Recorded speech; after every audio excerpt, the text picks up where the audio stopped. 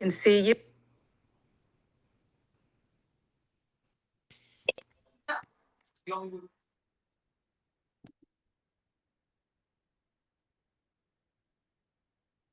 Well, hello everyone, and welcome, welcome, welcome.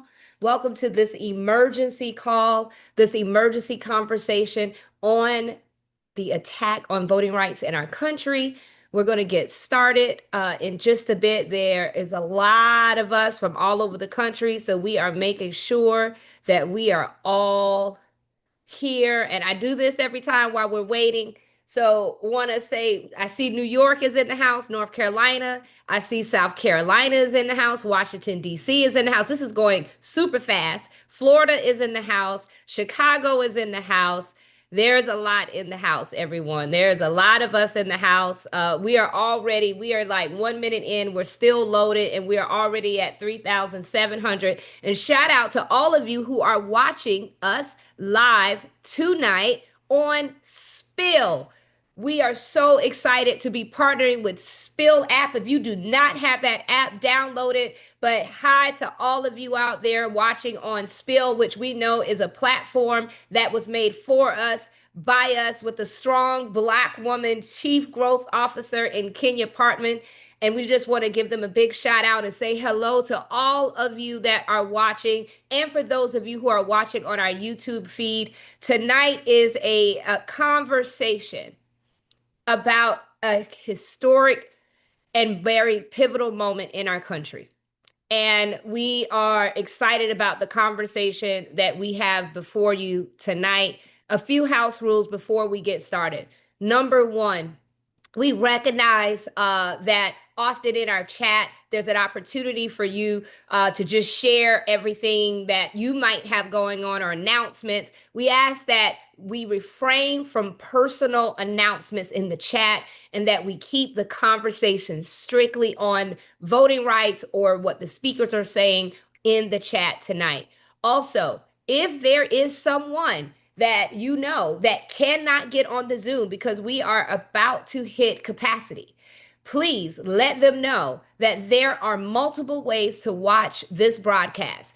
You can watch it on the Spill app or our live YouTube feed. So all of our sisters can watch this conversation tonight. That's very, very important for you. Please keep sharing. Tell others to join us tonight. And we want to thank all of our friends and our sisters that are watching on Spill tonight. And we want to thank everybody who has put so much into making this conversation possible tonight.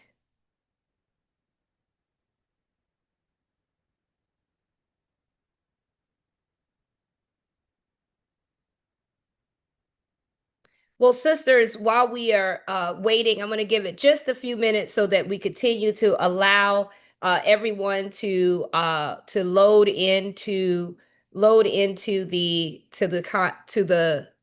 space.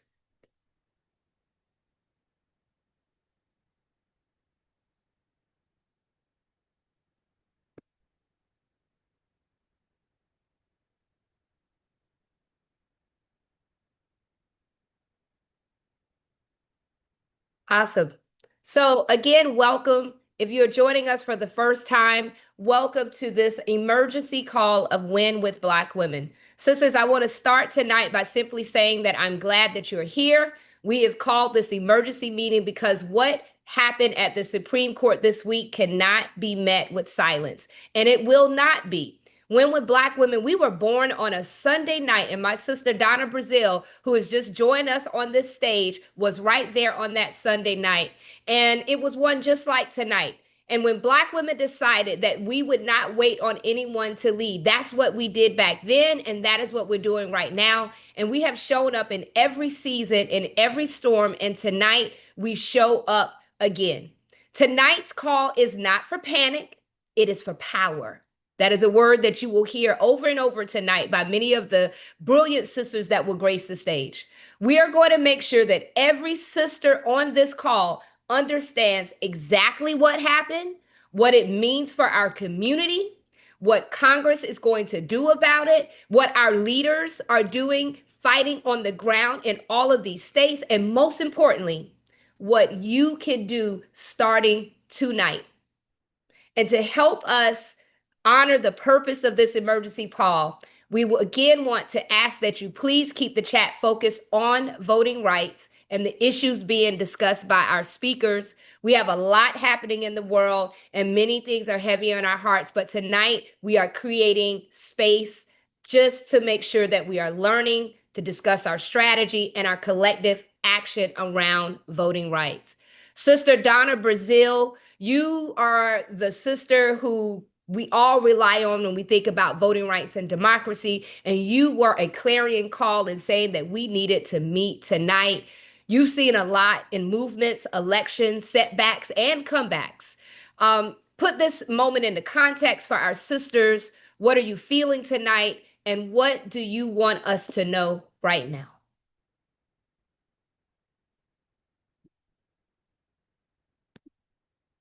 And Sister Donna, we're going to get you. Thank you, Sister Joteka. Thank you to all of the co-conveners, to the organizers, to everyone who joined us tonight.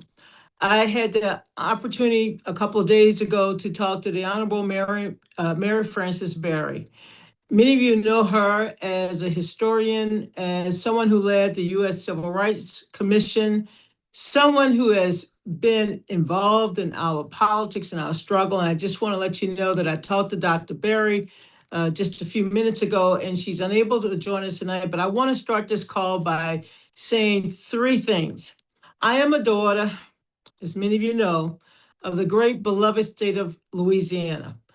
Members of my family began voting absentee days ago. Some members of my family went to vote early. And as you all know, the governor of my beloved home state of Louisiana suspended the election for members of Congress. This is unjustified. This is unreasonable. But as a result of the actions taken just a few days ago by the United States Supreme Court, gutting, dismantling the last strong pillar of the Voting Rights Act of 1965. Joteka, I am so grateful that you are allowing us to have this conversation tonight. And I just want to say three things. As a child growing up in the segregated Deep South, I personally witnessed my parents, my grandparents, uncles, aunts, and family members not only feel comfortable that it was their opportunity finally after the passage in August of 1965 to go out and vote, free of fear, free of danger. It motivated that 5-year-old child, this girl who you see tonight, to get involved in politics. My first campaign started just a few years later after the assassination of Dr. King in 1969. And we continue that campaign to register, to get people involved. Here I am tonight. Many of you know, I have not only been a campaign manager, I have been a party chair. I've worked on 55 congressional campaigns, 11 presidential campaigns, 19 state and local campaigns, only to see this moment. I am applauding all of you tonight for joining us because we know that when they come for our right to vote, they want to silence our voices. And I'm here to say tonight, we are not going to be silent. So I welcome you to be a part of this conversation, to take notes and prepare to act. Prepare to act. So God bless you. I turn it back to you, Joteka, because we have a long night. And I just want you all to know we are ready to act.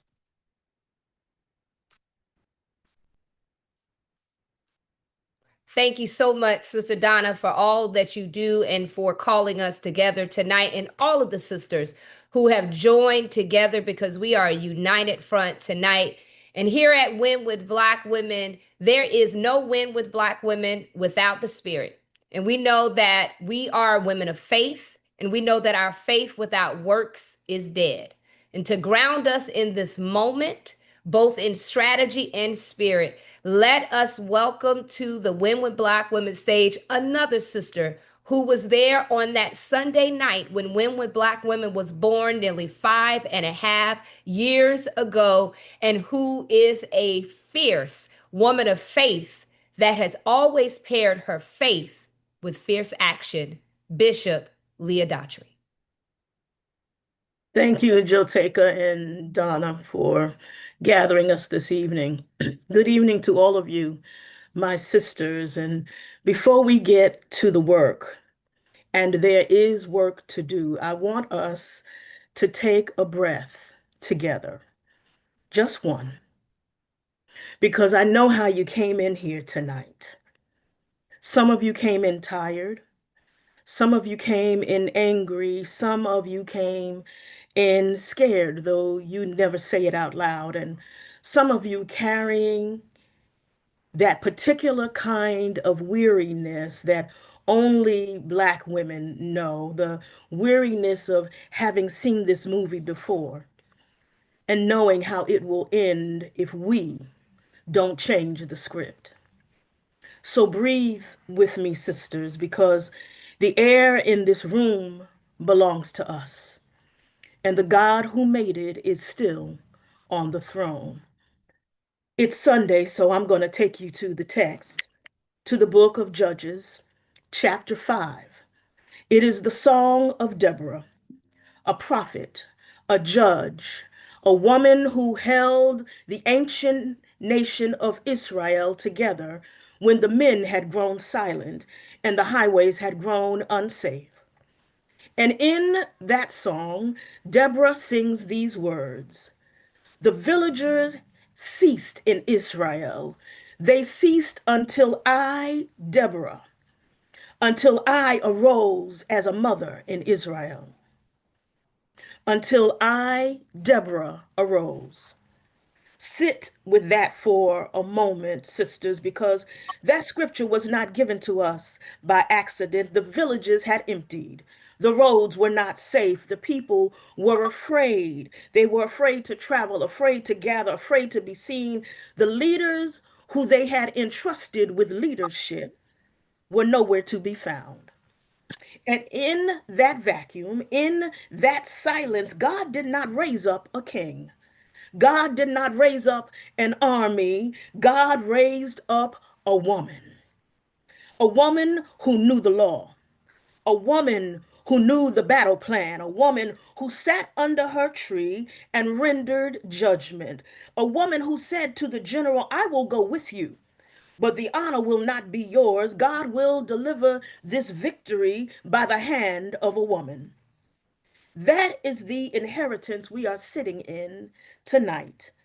So when we hear that the Voting Rights Act, that hard won, blood bought, prayer soaked piece of legislation is being dismantled again, let us be clear eyed about what is happening. This is not new. This is old. This is the same spirit that met our ancestors at every turn. Different robes, different rulings, same spirit. The villages are emptying again. The roads of democracy are growing unsafe. Again, there are people in this country who are afraid to register, afraid to show up, afraid to be counted, don't understand their power, don't understand their vote. And there are some who should be leading, who have grown strangely quiet. But sisters, hear me. Every time the villages have ceased in this country, God has raised up a Deborah. He raised up Harriet. He raised up Sojourner. He raised up Ida B. Wells. He raised up Fannie Lou Hamer. He raised up Septima Clark and Dorothy Height and Ella Baker and Barbara Jordan. And tonight, he has raised us up. We did not gather here by accident. We were called here. And the question before us is not whether the courts will save us. The courts will not save us. But the question is the same question Deborah faced underneath her palm tree. Will we arise? And so as we move into our conversation this evening, I want to invite us into three postures. 3 sacred postures for the daughters of Deborah. First, holy honesty. Deborah told the truth. She didn't soften it up, and we won't soften it up for one another tonight. Tell the truth about what you feel, about what you fear, about what you don't yet know how to do. There is no performance required here tonight. This is family. Our second posture, sanctified strategy. Deborah was a prophet, but she was also a tactician. She was also a strategist. She knew the terrain. She knew the timing. She knew the battlefield. She knew which general to call and which river to cross. Faith without works is dead, and prayer without strategy is just wishful thinking. Tonight, we pray, and tonight, we plan. And our third posture is covenant courage. Deborah did not march alone. She marched with Barak, and the victory came through another woman, Jael. The lesson is plain. No woman saves the nation by herself. Whatever we decide tonight, let us decide as a covenant community, bound, braided, unbreakable, because the only way they win is if they divide us. And the only way we win is if we refuse to be divided. Sisters, the villages are ceasing. The courts have spoken, but the courts do not have the final say. We have the final word, and it is the same word Deborah sang 3,000 years ago. Until I arose. God raised her up then. He raises us up now. And he has assembled us right here in this room on this night for such a time as this. Let us arise. Amen. Ashe.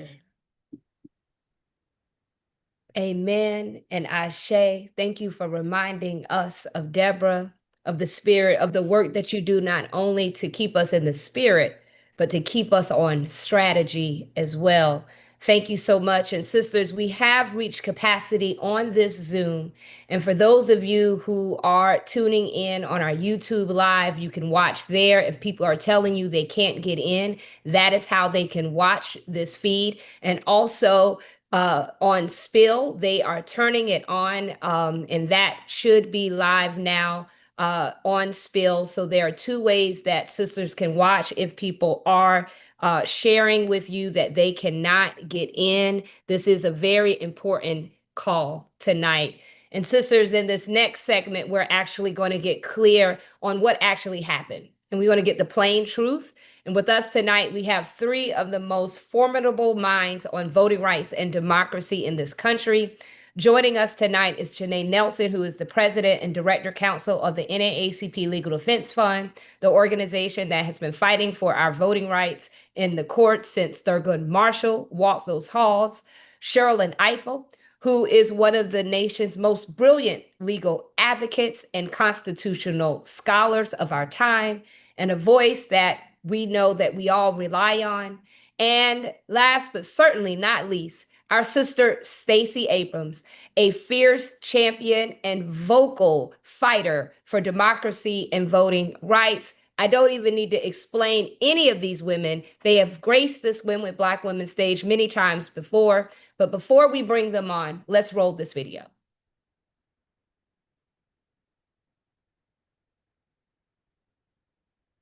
Democracy cannot win again unless the entire nation comes together to, for the second time, fight for Black and brown folks in the South. So post-Civil War, we have 3 amendments that we talk about. The 13th Amendment that ended slavery for most people, unless you're in prison.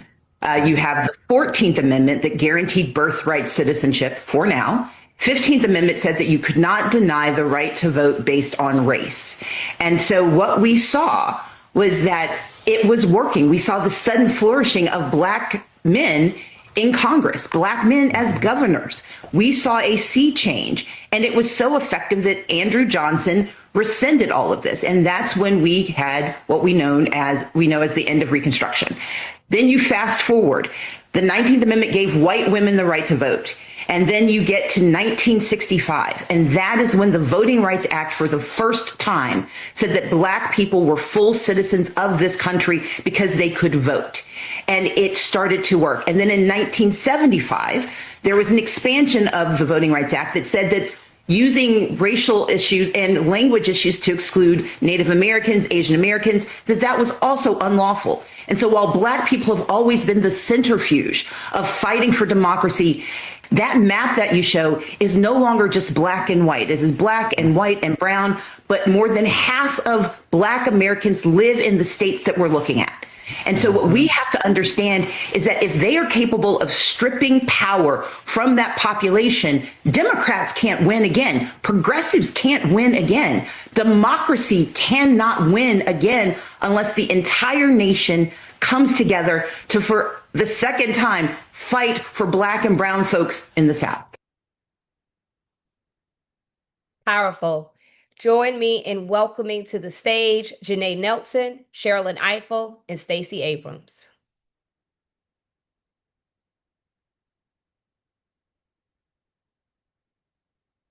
Well, hello, sisters. How are you? How are you? My goodness, I am thinking about Constance Baker Motley right now, in this moment, looking at all of you. Thank you for your advocacy. Thank you for your leadership. I want to start with you, Janae. Let's start with the basics. What did the U.S. Supreme Court actually rule?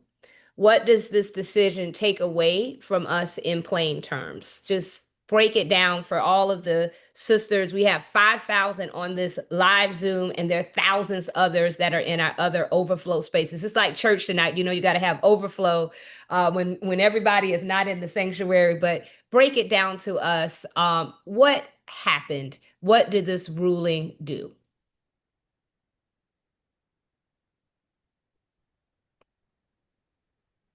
And Janae, if you're muted.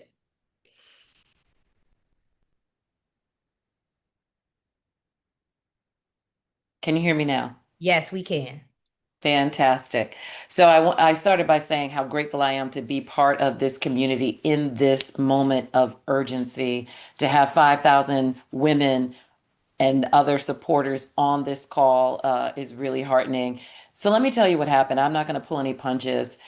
Two big things happened in this case. First and foremost, the Louisiana map that we got as a remedy to proven racial discrimination in the state of Louisiana against Black voters was cast aside as unlawful. And that has now set into motion an effort by state leaders in Louisiana to replace that map with one that is racially discriminatory. So that's first and foremost. Louisiana is in chaos. Louisiana Black voters are likely to be subject to a discriminatory map that will have to be challenged again in court. That is terrible. But that's not the worst part of that decision. The worst part of the decision is that the court gutted Section 2 of the Voting Rights Act, and the last remaining piece of that act that was doing the work to protect Black voters and other voters from being discriminated against in the gerrymandering process, in the redistricting process, which we know is critical to giving people's vote the weight that it should have, to make sure it's equal to every other voter in their state. And that is what the court got rid of in this case. Now, I will tell you, this has been part of a march by this very court to erase the Voting Rights Act without telling us that that's what they were doing. They did this in 2013 in a case called Shelby County versus Holder, which many of you have heard of, where they got rid of Section 5 in effect. They did this in another case, Brnovich versus DNC in 2021, where they said that the Voting Rights Act could not really apply to all the voter suppression tactics that we're seeing corrupt our election process, and that flowed from the fact that they moved Section 5 out of the way.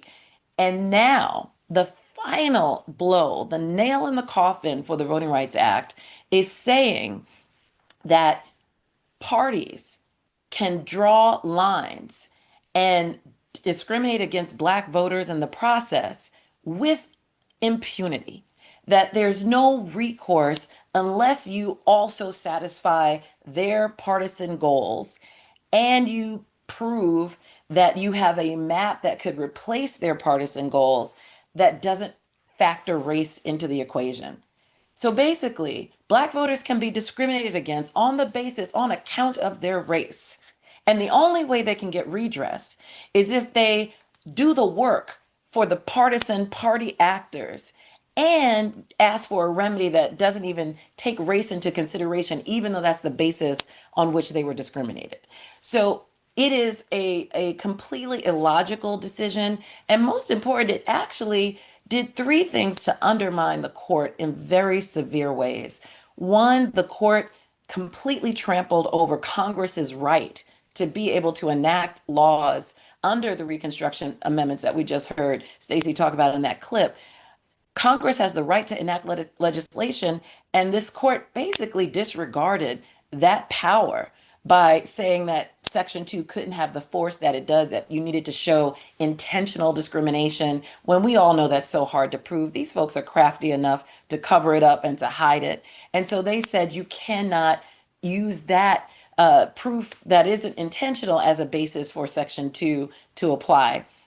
Second, they absolutely disregarded something that we call stare decisis, which is what requires the court to follow its own precedent so that we have some expectation of what the law is going to be because they just said something. We just won a case 3 years ago on nearly identical facts where the Supreme Court upheld Section 2's application. And so some people are saying, well, why didn't the outcome match what happened 3 years ago? Well, the only intervening event that happened between 2021 and now, I'm not 2020, 2023 and now, was a big old election, right? So you can just, I let you wonder about what you think the motivating factor was to change the court's opinion from Milligan versus Allen to now this Louisiana versus Calais case. But also what the court did here is pulled at the thread of the Voting Rights Act that finally opened the seam. You know, they've been pulling at these threads all along, but they finally pulled at the one that actually undoes our multiracial democracy. I like to call the Voting Rights Act the birth certificate of our multiracial democracy because we really weren't one at all before it was passed in 1965. And now the court has opened the floodgates for partisanship, for discrimination and manipulation and corruption to govern, as opposed to the Constitution and its ideals. And so we are in a dire situation. We have a number of prescriptions for folks in terms of how we can begin to fight back and address this. And I think it's critically important that we organize immediately. This next election in November may be one of the very last, if not the last, where we will vote on lines that resemble any measure of fairness. And so there are at least 5 things you can do, and I'll just close by giving you all that assignment. First is if your state is changing the lines in any of its election maps, whether that's federal, state, or local, we need to get involved. We need to attend a hearing. We need to submit testimony. We have got to get involved in this redistricting process. People showed up in Texas. They've been showing up in places. And it makes a difference. It helps to build a record that we can then later litigate, and it also helps to push back. The other important avenue is to look for state legislation. Petition your state representative to pass a Voting Rights Act in your state. LDF has a toolkit that we've created, and we've been successful. Maryland just passed a Voting Rights Act last week that Governor Westmore signed, and it can be done in other places, and we need folks to advocate for it. We're also asking people to engage in these state and local mobilizations. There's mobilizations in Louisiana and Alabama this coming week. Please show up and show out. The 2 last things is commit to organizing your community to vote through registration, getting people the right ID, helping them get to the polls, Is all this of it. LDF racial adjustment. Is this it? Yeah, they're on stage. And then finally, I'm sorry, I think someone's not muted. And then finally, please go to the polls, power the polls, be a poll worker or a poll monitor, which is a volunteer watchdog. We need people to be in these elections and to make sure that they are safe and secure and that people can cast a ballot that will be counted fairly. This upcoming election, everything is on the line. And so we need everyone to be engaged, especially because we don't have the protection of the Voting Rights Act that we once had. The courts will not save us. They've never saved us. We've only saved ourselves. And so we've got to do that again. Absolutely. Thank you so much, Janae. Sherilyn, I want to go to you because you've been raising the alarms about the gutting of the Voting Rights Act for years. I remember being right there doing Shelby County versus Holder in 2013, even Citizens United and all of this that are all now working together. My first question to you is, what is left of the Voting Rights Act? That's my first question. And what does this ruling mean in terms of any enforcement? Is there any avenues that are left? And then I want to go to what can we expect next? Because there's questions about, we know, birthright citizenship and other questions like what's possibly next. I know those are a lot of questions, but you are a scholar of scholars, so break it down to us, please. So much. And first of all, thank you to Janae, the amazing leader of the LDF, who argued the Louisiana versus Calais case in the Supreme Court so excellently. And, I know this is tough. It's when you do all the preparation to argue a case and the law is on your side and the Supreme Court does what they want to do anyway, it's tough. So y'all lift my sister up and thank her for her work and her advocacy. I want to say just a couple of quick things. First of all, I need folks to understand what really happened here, because what it tells us about the Supreme Court tells us how we have to proceed in this moment. Janae is absolutely right about what the court did, but they did something even more ominous, I would say. What the court did essentially was overturn the 1982 amendments to the Voting Rights Act, and also overturned the court's own decision in 1986 in a case called Thornburg versus Jingles, upholding the 1982 amendments to the Voting Rights Act. The 1982 amendments to the Voting Rights Act were undertaken by Congress to overturn a conservative Supreme Court decision in a case called Mobile versus Bolden in 1980. And in that case, the Supreme Court said that you need to prove that actions are intentionally discriminatory in order to prevail under the Voting Rights Act. You have to prove that racist people were trying to be racist.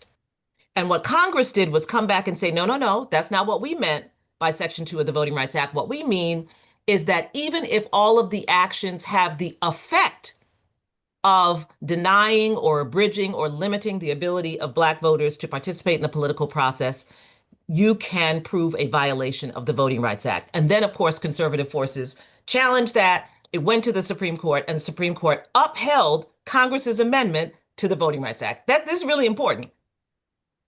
It's also important to know that this was during the Reagan administration, and in the Justice Department, there was pushback against the proposed 1982 amendments to the Voting Rights Act. In other words, they tried to stop Congress from passing these amendments. And the point person in the Department of Justice, first as a special assistant to the Attorney General, William French Smith, and then as an assistant to the Solicitor General, Rex Lee, the father of Senator Mike Lee of Utah, was the point person. This young lawyer was the point person on trying to defeat the amendments to Section 2. That young lawyer was John Roberts, who later became and is the Chief Justice of the United States Supreme Court. Now, all of this was aired out at his confirmation hearing, so this is not a secret. It was actually LDF that found all the memos in the Reagan Library that showed that he was the person resisting those amendments. So I want you to understand what it means for him to bide his time for 30 or 40 years and finally get to the point where he has the ability to do what he tried to do as a young lawyer in the Justice Department. I raise this because I want us to understand that whatever we do, and you don't need me to repeat all the things that Janae said about your activism, about getting involved, about voting, but you also need to understand that the major obstacle blocking our ability to ensure our protection as full citizens in this country right now is the Supreme Court. And in order to ensure that whatever we are able to do can hold, that is, let's suppose the Democrats win the House and the Senate. Let's dream a dream. The Democrats have to understand that their first order of business is the Supreme Court, that we need Supreme Court reform. This Supreme Court has shown that their actions are so naked that they have shown that they will not uphold, as I just told you, they just struck down something that Congress did and that the court had upheld, right? They are hell-bent on their agenda. And that means we need Supreme Court reform, adding seats to the Supreme Court, adopting an ethics code and being serious about it. All of the things that you have heard swirling about in conversation, the Democrats need to be getting started on that and should be rolling out a choreography for it in January. What that means about what we should be doing now is that we have to begin those conversations now. We have to be clear that this is the price of our vote in the fall, that yes, we're going to overwhelmingly turn out, but we want to overwhelmingly turn out for something that's going to stick. And that means those of you among the 5,000 who are super influential, which is probably 4,500 of you, need to be talking to your Democratic leaders, to Hakeem Jeffries, to all of these folks about what our expectations are when and if they get the mantle of power in the House and the Senate, and that the first order of business is addressing the Supreme Court. One other thing real quickly. I just wrote a piece tonight that will be published tomorrow about this very point. Right now, we're facing the only thing that has ever come close to breaking this country. I shouldn't even say democracy, this nation. And that is the force of white supremacy. It did it before. We fought a civil war over the desire of half the country to hold Black people in bondage. And then we did it again in the civil rights movement. What is the formula that brought us out? In this 250 years we're celebrating of the nation, we had 10 years after the Civil War of Reconstruction. Then we had another 60 years after the Voting Rights Act was enacted, and now that's come to a close. The formula always has been ordinary people mobilizing, like the abolitionists did. The second piece is a Congress willing to pass legislation that will protect our citizenship rights, whether it was the Civil War amendments that Stacey discussed in that video, the Civil Rights Act of 1875, the Ku Klux Klan Acts of 1870 and 1871. And after you get that congressional action, then there has to be a Supreme Court that is willing to protect those pieces of legislation against threat. That's what we had in the civil rights movement. We got the Civil Rights Act of 1964, the Voting Rights Act of 1965, the Fair Housing Act of 1968. Then we had a court, the Warren Court, willing to protect those pieces of legislation against the attacks that were raised against it. That's why almost immediately after the Voting Rights Act was passed, we had a challenge in the Katzenbach case in which the Supreme Court upheld the Voting Rights Act of 1965. They always challenge it almost immediately. But we had a court that would hold the line. If we don't have those things in the formula this time, we can't do it. We need an organized, mobilized, prepared electorate of ordinary people. We need a Congress willing, like the radical Republicans after the Civil War and like the Congress during the Civil Rights Movement, ready to pass legislation that will protect our right to vote and our citizenship in this country. And then we need a Supreme Court that is willing to uphold and protect the legislation that Congress passes. So as we move forward thinking about what our plan is this year and the next, we have to understand that we need all three. We need all three. We can come out and mobilize and vote and win Congress. And if Democrats are not prepared to do what has to be done to pass the necessary legislation, if they are not prepared to take on seriously Supreme Court reform, we will lose it with this court. If we all mobilize and the Democrats don't win, then we're done. If this Republican Congress continues, which has basically handed all its power to President Trump. So if we keep those three things in mind, the historical formula through which we have been able to maintain any effort, any taste of citizenship in this country, it's those three things. And so we've got to be working at multiple levels on all three, preparing ourselves to participate in the election this fall at a high enough level that it can't be stolen. We have to be in conversation right now with Democratic leadership about what we expect on the other side. And then we have to be there to push on the other side to make those reforms happen. Are there other pieces of the Voting Rights Act that are available? The one we may need in advance of this election, Section 11B, which protects against any actions that are intended to intimidate or harass voters at the polls. We know we have heard the president talking about ICE at the polls. We know what he has done around mobilizing that law enforcement force. So I'm sure that Janae and the other lawyers who are actively engaged in this work will be ready on Section 11B enforcement. But we don't have a Section 5 and we don't have a Section 2, and that's pretty serious. So thank you so much. I'm so happy that you all are having this conversation now, and we really have to get our ducks in a row. I hope that you all will talk about the question of whether we need a march this summer on the anniversary of the Voting Rights Act in August. I know we have said it's not time. My own view, I don't have to carry the day. I'm not an organizer. I can't call anybody to march. I'm a lawyer. But we may need to be seen. We may need to be visible. We may need to make our demands known in a very visible way. I leave that to those of you who have that as your expertise. But I think this year is all cards on the table. If we don't pull this off, it's hard to see a path forward.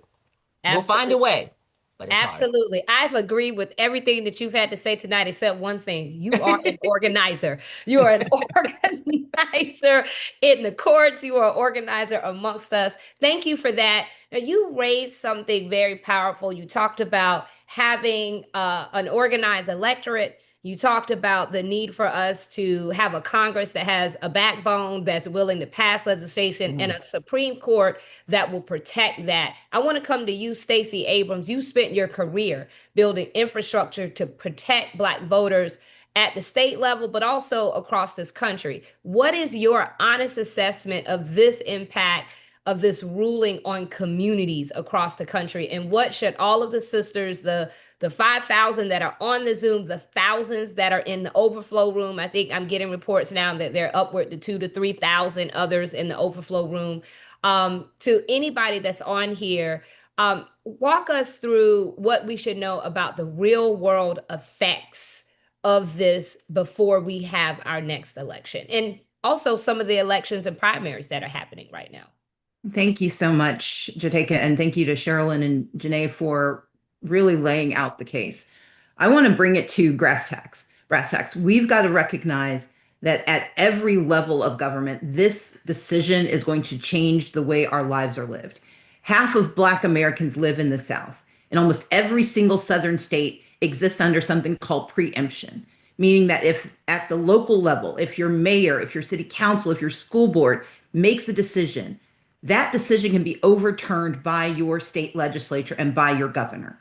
And so as much as we have to absolutely pay attention to Congress, pay attention to the Supreme Court, we cannot do so by ignoring what is happening at the hyper-local level. If housing is an issue, if healthcare is an issue, if getting your kids to a school that is worthy of them is an issue, those are local decisions, and the lines that they are redrawing for Congress are coming for a school board or city council or county commission near you. And so part of our responsibility in this moment is to recognize that, as Ayanna Pressley likes to say, the people closest to the power, closest to the pain have to be closest to the power. Well, they know that. And that's why they have been so assiduous about denying us access to the lines being drawn, because those lines at the local level activate whether people believe in democracy.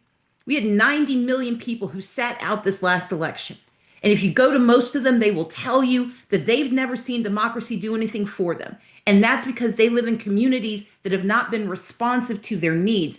And so what I want us to understand is that we absolutely have to follow the directives from Sherilyn and from Janae, but we have got to go all the way to the bottom in the fine print in these elections. I got my start working for the city of Atlanta, working for Mayor Maynard Jackson. I then worked for Shirley Franklin, and then I ran for office myself. And I'm here to tell you that while they have us focused on the federal, they are using states' rights to steal everything. And so part of our opportunity is to not fall for it and to recognize that we can fight on multiple levels, as Sherilyn said, but we can also band together across states. They do it. Why don't we? One of the most important things is for us to recognize that what is incubated in the South infects the rest of America. And there's a tendency to write the South off, to say, well, this is just the South doing what it does. No, it is where they practice their evil to export it everywhere else. And so we have to stop it here. But what I want to leave us with is the recognition that we have done this before and we have won in recent years. When I ran for governor in 2018, in the previous election, Jason Carter, who ran a good campaign, Jason Carter got about 1.1 million votes. When I ran in 2018, I did not register 800,000 people. I registered 80,000, 40,000 of whom Brian Kemp refused to process. But what we did do was turn out 800,000 people who had not previously participated in an election. And we did it over the course of one cycle. And so I want us all to hear that this is not beyond our reach. This is within our power because we've done it. We did it in Louisiana when John Bel Edwards was elected. And when he got elected, they got Medicaid expansion. We did it in Kentucky, where Andy Beshear was able to hold on as Mitch McConnell tried to put him out. We know how to do this, but we have to believe that we have the right to do this. And so I think the most important lesson to take is that we can't keep waiting for someone to give us permission, but we also can't keep using their math. Their math is based on who they've seen. Our math has to be based on who we know. Who we know is hiding in the corner because nobody ever asks. People who hear democracy is falling, but they never saw democracy rise. And so part of our opportunity in this moment is to connect the dots, to make certain that people understand that when democracy is at stake, this is not an esoteric conversation. It is whether affordable housing is made manifest. It is whether or not your children go to jail for something that their friends would never get in trouble for. Those are all local decisions. And so in this election cycle, we absolutely have to win Congress. We absolutely have to do our best to take the Senate, but we also have to vote the entire ballot in the primaries and the general, because it's like trying to show up at an NBA championship where you didn't practice before you got there. We practice at the local level. We practice at the primaries. That's how we build what we need. And then to Sherilyn's point and to Janae's point about what happens next, we get to next when they are now afraid of us. Because you saw, I may not have become governor in 2018, but we built our muscle memory. We've got to build muscle memory in 2026 for the fight to come in 2028. Because the next thing they're going after is the US Census. And that's what I'm going to end with. The US Census is the ball game. As much as we have to fix what is happening, the reason they're going after birthright citizenship is that they know that if they can also game the census by undercounting us, by using calculation instead of counting, they don't have to worry about when this country becomes majority minority because they've already rigged the system against us. And so the other piece I want us to be able to think about is that, yes, we have got to focus on 26, but we've got to use 26 to anticipate 28, 30, and 32. Because in 2046, this nation is majority minority, and they know it. They are terrified of it. That's why the first executive orders issued were anti-DEI orders, because it was how they use, as Janae walked through the history of what they did, as Sherilyn laid out the different issues that are implicated, those all come back to what they call DEI. It is how they deny us who we are and our role in a pluralistic democracy. And so I'll close with this. If we want affordability, if we want to be counted, and if we want to win, we have to believe our power exists now. There are more of us than they know, and we are stronger than we realize. But the 5,000 on this call and the 2,000 in overflow and the 10,000 who didn't know they needed to be here, together we can actually do this work. I work on a project called the 10 Steps Campaign, where we are aggregating folks across the country.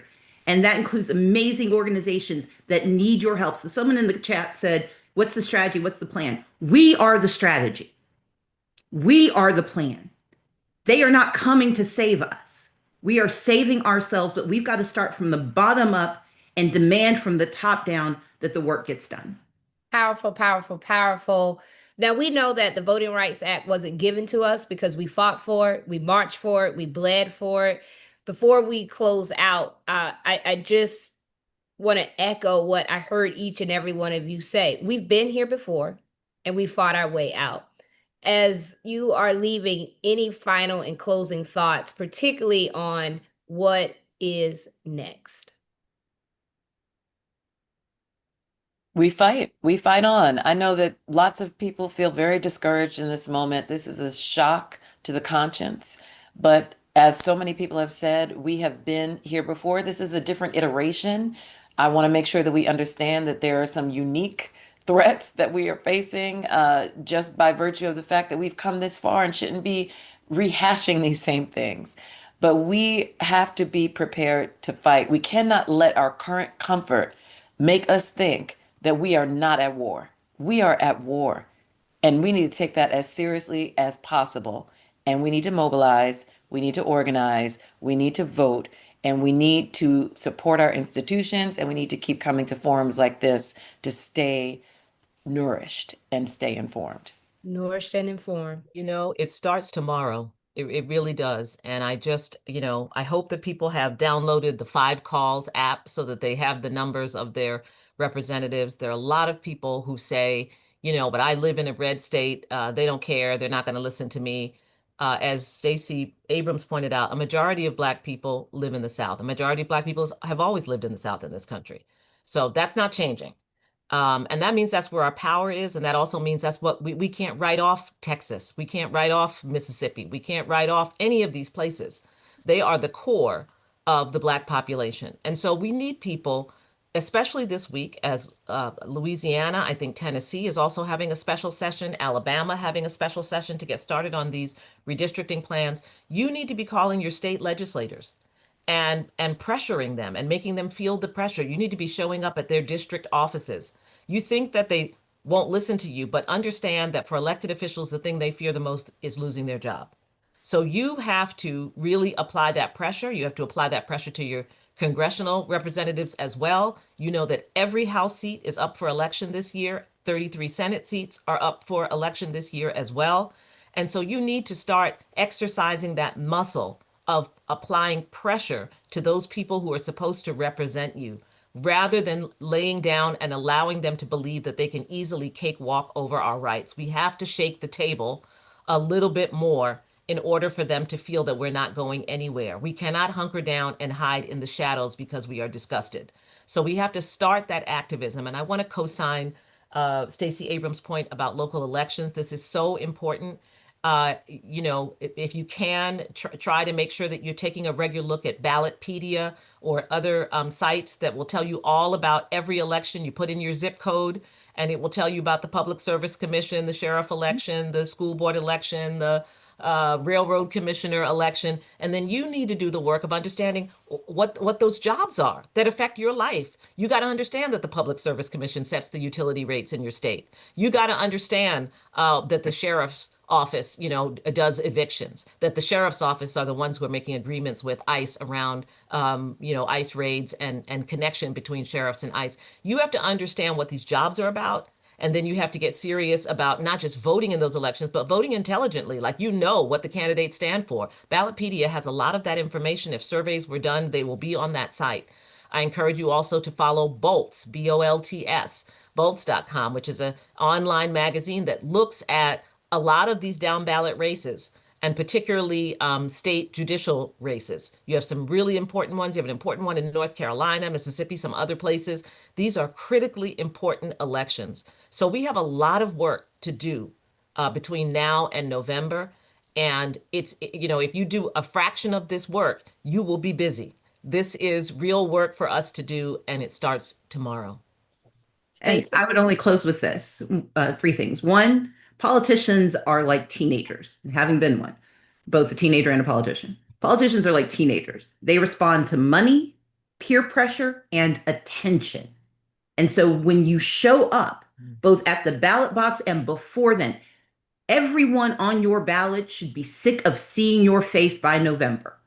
Everyone you know who has any time should be showing up, because the more they know we are paying attention, even if they know we don't vote for them, they're afraid you might know someone who will or will not. And so remember, one, they respond to money, peer pressure, and attention. Number two, we tend to fight wars of attrition. And if you study war theory at all, war games at all, Wars of attrition are about big battles and winning big things. Black folks have won because we fight wars of maneuver. We are always outnumbered. But we not only survive, we win because we don't look for the big thing. We lay in the cut and we find the places where we can show up and make change. And then we go and find friends. And as much as this is about, and the intention is to attack Black voters, they went after Latino voters too. William Rehnquist, who was the mentor to John Roberts, was the head of Operation Eagle Eye, which is why we got the 1975 amendment to the Voting Rights Act, because they went after Black and then brown people. And so we've got to remember, we got to bring friends with us because there are enough of us that we can win.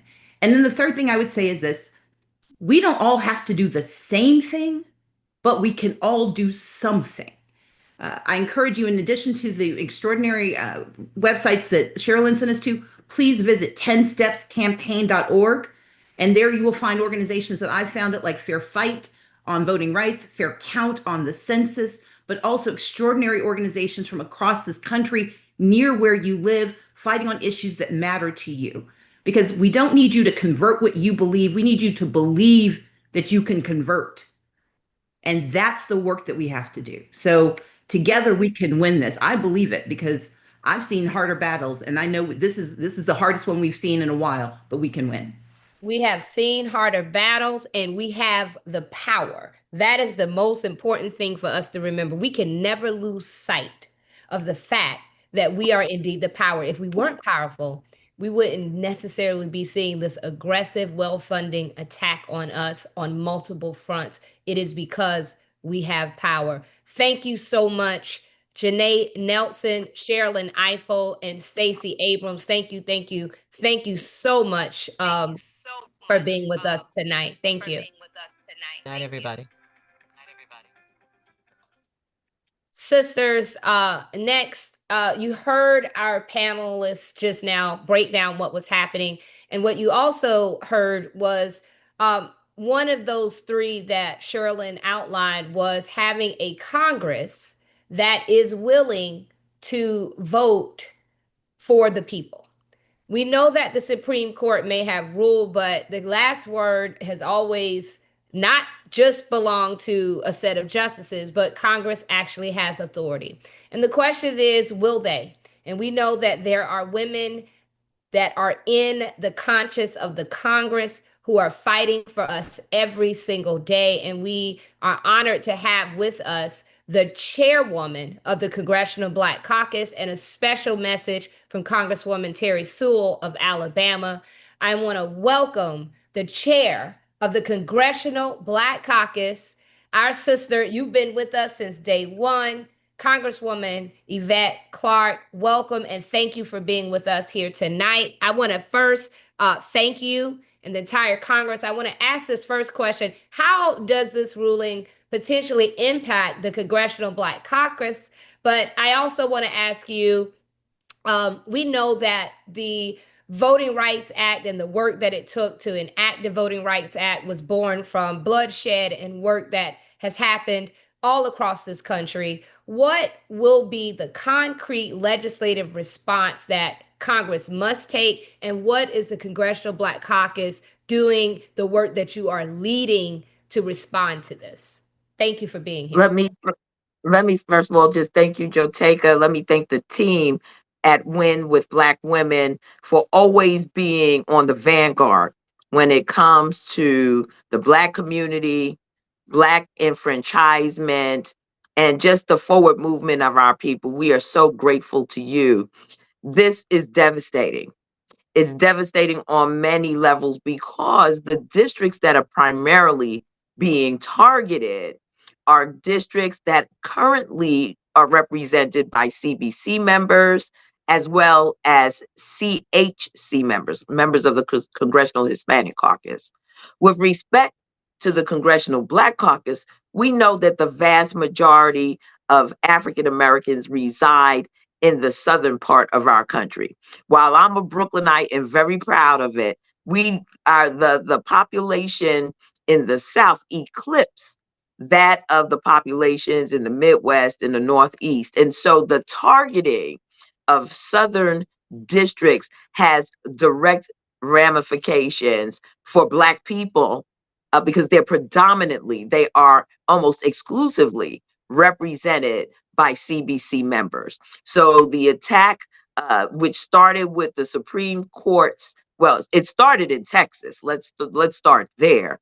But the recent Supreme Court decision around Louisiana v. Calais has turned everything into a really devastating scenario, in that many of the Republican governors across this nation, particularly in the South, has seen it as a green light to disregard voting rights, to disregard the current standing in their own states with respect to elections. For instance, we know that in Louisiana, early voting had already started.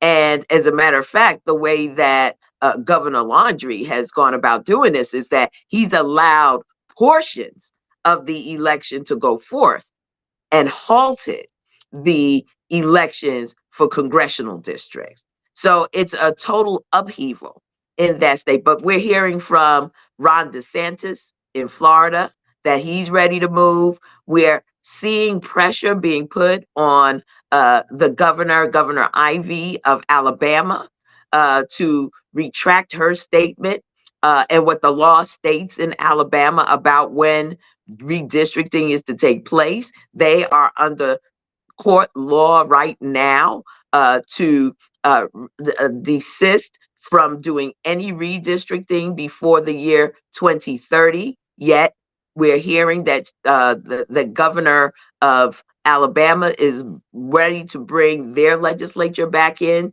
to redistrict out 2 members of Congress, 1 seat that recently gained by Congressman Shamari Figures.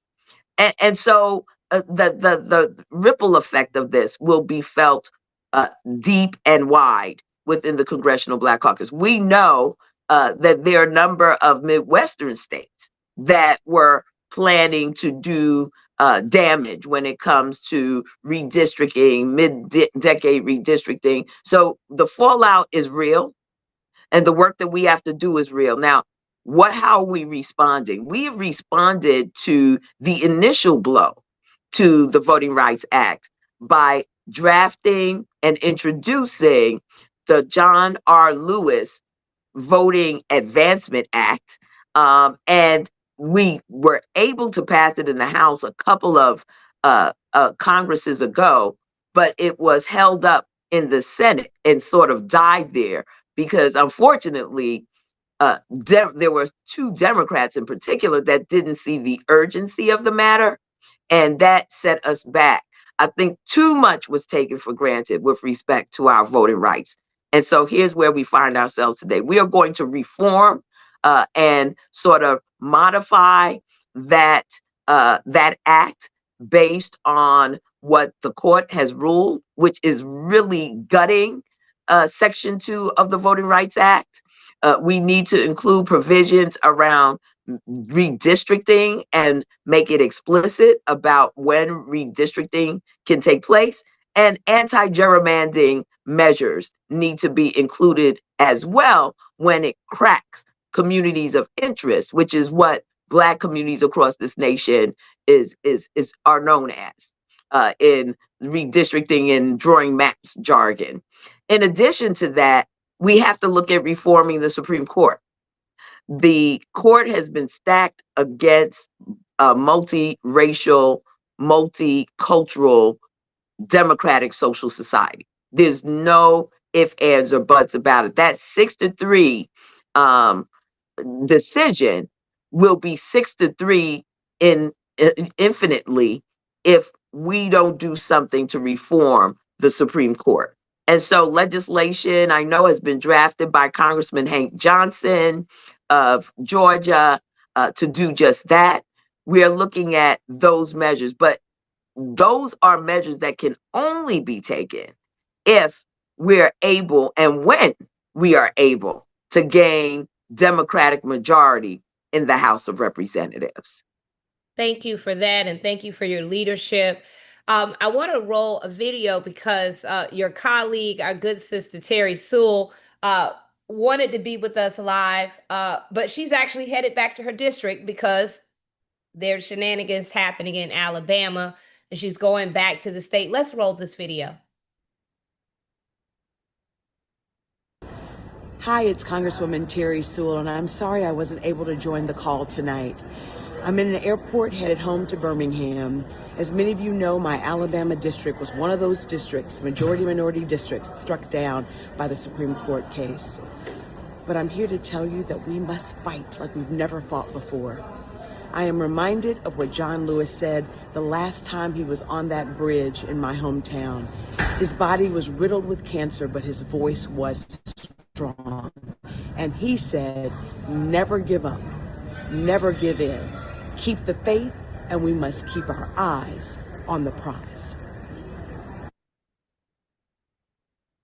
That's a word from Congresswoman Terry Sewell, who texted me and said to ask everyone to pray, take action, but to also pray, which is also very important. Congresswoman Clark, before you depart us tonight, one question: what should all the sisters on this call here tonight, what should they be doing tomorrow as it relates to contacting their member of Congress? Absolutely. First of all, everyone needs to know in their respective states what the state law is that governs elections in their states. And they need to confront their elected representatives directly about supporting the John Lewis the John R. Lewis Voting Rights Advancement Act. That is an imperative. They must get a yes, I will vote for that legislation. We're going to introduce it in this Congress, and if we can get some well-meaning Republicans on board, it's possible that it could actually pass this Congress, because we've done some miraculous things under the leadership of Leader Hakeem Jeffries, particularly when it comes to discharge petitions. That's possible. However, we need to know clearly who is with us and who is against us. This is not a time of right versus left. This is a time of right versus wrong. And so it is imperative that everyone confront their elected official, find out where they are in this moment. The other assignment is an assignment very simply of making sure that you know the deadlines for voter registration in your states. If it hasn't passed already, crank up a massive voter registration drive. Identify 17-year-olds who will be 18 by November, get them registered, and then get a real get out the vote operation going. Connect all of the dots. If you are Delta, if you are AK, if you're any Panhellenic, Divine Nine, make sure you're connecting with your NAACP, your Urban League. Make sure you're connecting with every grassroots organization in your community. Know that the CBC is going to be out there, and we're on our way to Louisiana this Thursday, to Baton Rouge, to support the movement that is taking place there. We need to spark this fire everywhere in this country. We cannot abide with a Supreme Court ruling that takes us back to Jim Crow and the time when Black folks were basically denied the ability to vote for those who respect and reflect their lived experiences. So we got a lot of work to do, my sisters. It's not a one election job. Yes. I really believe this is a generational job. We need to build our strength and our endurance through this election cycle, into the next election cycle, into the next election cycle. We have to do this until we are victorious, but as a practice of being citizens in a democracy that has to reflect who we are, our dreams, and our aspirations. Well, thank you, Madam Chair. Thank you so much. I know you probably have to go because you are very, very on the front lines right now, but we thank you, and we thank you to all the conscience of the Congress, and certainly we will make sure we share that information about what is happening Thursday in Louisiana. I know there's a lot of action that is happening on the ground in Louisiana, and big shout out to Ashley Shelton. I know who's building a lot of power there. Thank you so much, And Madam let Chair. me also share with you, Sister Joteka, I'm going to share with Win with Black Women the CBC toolkit for the Voting Rights Act that has already been produced. And so we can pass that along to all of our sisters on the call. That toolkit can be shared wide, deep and wide within our communities, and it gives us step by step what we need to be doing from here until victory. Thank you so much, Madam Chair. Always good to have you. Thank you for having me, and many blessings, sisters. And we'll see you on the front lines until we win this battle. Absolutely. Thank you so much. Well, sisters, we always say in Win with Black Women that the national fight lives in the local. And tonight we are going to hear from some of our sister leaders who are doing the work on the ground in states where this ruling has hit the hardest. Joining us tonight is our good sister, Letitia Daniels Jackson, who is leading the fight for us. Girl, there you are, sister, in Alabama, which your name has actually been a plaintiff in many of these cases. Also joining us tonight is Tennessee State Senator Ramesh Akbari, who has been on the front lines of protecting voters in her state, but also she wears multiple hats, leading the National Black Caucus of State Legislators. And we know that there are a lot of legislators that are leading across the country, including another state senator who has joined us, Tamika Isaac Devine of South Carolina, who is also with us and joining us tonight. I want to make sure that we are having a conversation with those of you who are on the ground, on the front lines, who can talk to. Right now, I think we keep getting the counts between those that are in overflow and here tonight. There are probably about 7,000 to 8,000 of us that are gathered here tonight. I want to go to you, my sister. I want to talk first about Alabama, which has been ground zero for voting rights. I mean, since I was around with Shelby County versus Holder when I was at the NAACP, it's just been ground zero. What does this ruling mean specifically for Black voters in your state? And what are you already seeing and bracing for? So, Joteka, thank you so much for having us. You always include Alabama. Alabama has been ground zero for so long.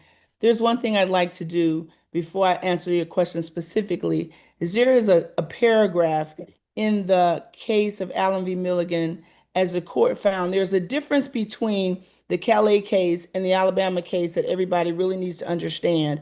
The court found that there was not only a Section 2 violation, but there was also a 14th Amendment violation. We heard from our sister Janae earlier how difficult it is to prove intentional discrimination. But in our case, Allen v. Milligan, the court found that the state of Alabama intentionally discriminated against Black voters in Alabama. And I just like to read what they said. And we declare that the 2023 plan violates both Section 2 of the Voting Rights Act and the 14th Amendment of the United States Constitution. They further said that we do not diminish the substantial improvements Alabama has made in its official treatment of Black Alabamians in recent decades, yet we cannot reconcile the state's intentional decision to discriminate in drawing its congressional districts with its position that Alabama has finally closed out its repugnant history of official discrimination involving voting rights. I will ask, I implore all of you to read that finding, that opinion from the court. It was strongly, strongly worded. And but yet here we are.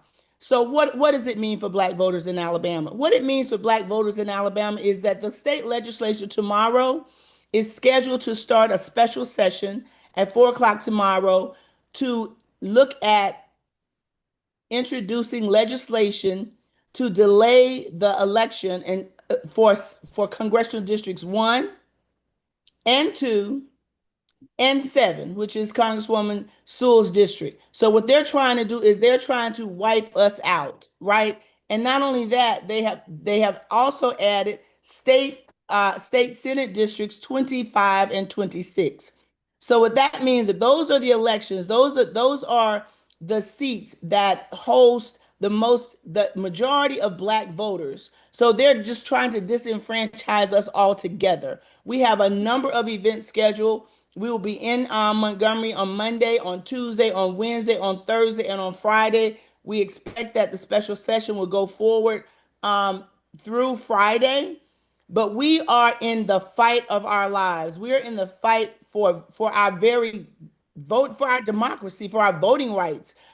They've already put in draconian voter IDs laws, as you already know. They've already closed voting booths. They've already changed laws about absentee ballot voting, and they're going to do more of that. So what they're actually trying to do, and I think that we need to really understand that what this means, they are really trying to actually cancel elections altogether. It's not just Alabama. They do not want us to vote at all, people. This is what's happening in our country right now today. They do not want to hold midterm elections anywhere, not just in Alabama, not just in Mississippi, not just in Louisiana. They don't want to hold elections anywhere. We are going to fight. We will continue to fight. We have been organizing ever since the decision came out. Actually, we started organizing before the decision came out in anticipation of the decision. But I want people to know that Alabama is ready and we are willing and people are rallying around. We will be at the State House all week fighting this issue. Absolutely. Thank you so much. Senator Akbar, I want to go to you. I know you've been a fierce voice in Tennessee for all of our communities. What is the state level response that particularly Black women and their allies need to be pursuing right now? And I also want you to talk about what state legislators are doing across the country, your colleagues. We saw in Maryland where Maryland passed its State Voting Rights Act. So if you could talk about that, but particularly at the state level, what are women and our allies, what's happening, what should the response be, and what are we already seeing taking place? Well, I'll tell you, thank you, Joteka, for that, and certainly always happy that Win with Black Women exists and continues to do this very important work. We're facing a special session that starts on Tuesday. It will move very quickly, anticipating that new maps will have been generated and passed into law by Thursday evening. So it is very serious. We've been activated and on calls and talking to allies and other organizations since this decision came out. Certainly hoping that we had more time, but recognizing that the urgency of now exists and we have to rise to the occasion. So we've been coordinating with a lot of different groups. We've met with people from the NAACP, from the ACLU, from a lot of local groups that C3s and C4s that are organized across Tennessee. For my colleagues, we focused on we need an internal strategy and we need an external strategy. There are nonprofits and groups that are going to rally folks across the state in their own cities, but also at the state capitol, because that's a key thing my colleagues like to do. They like to do things in the dark. And we have to make sure that we're there.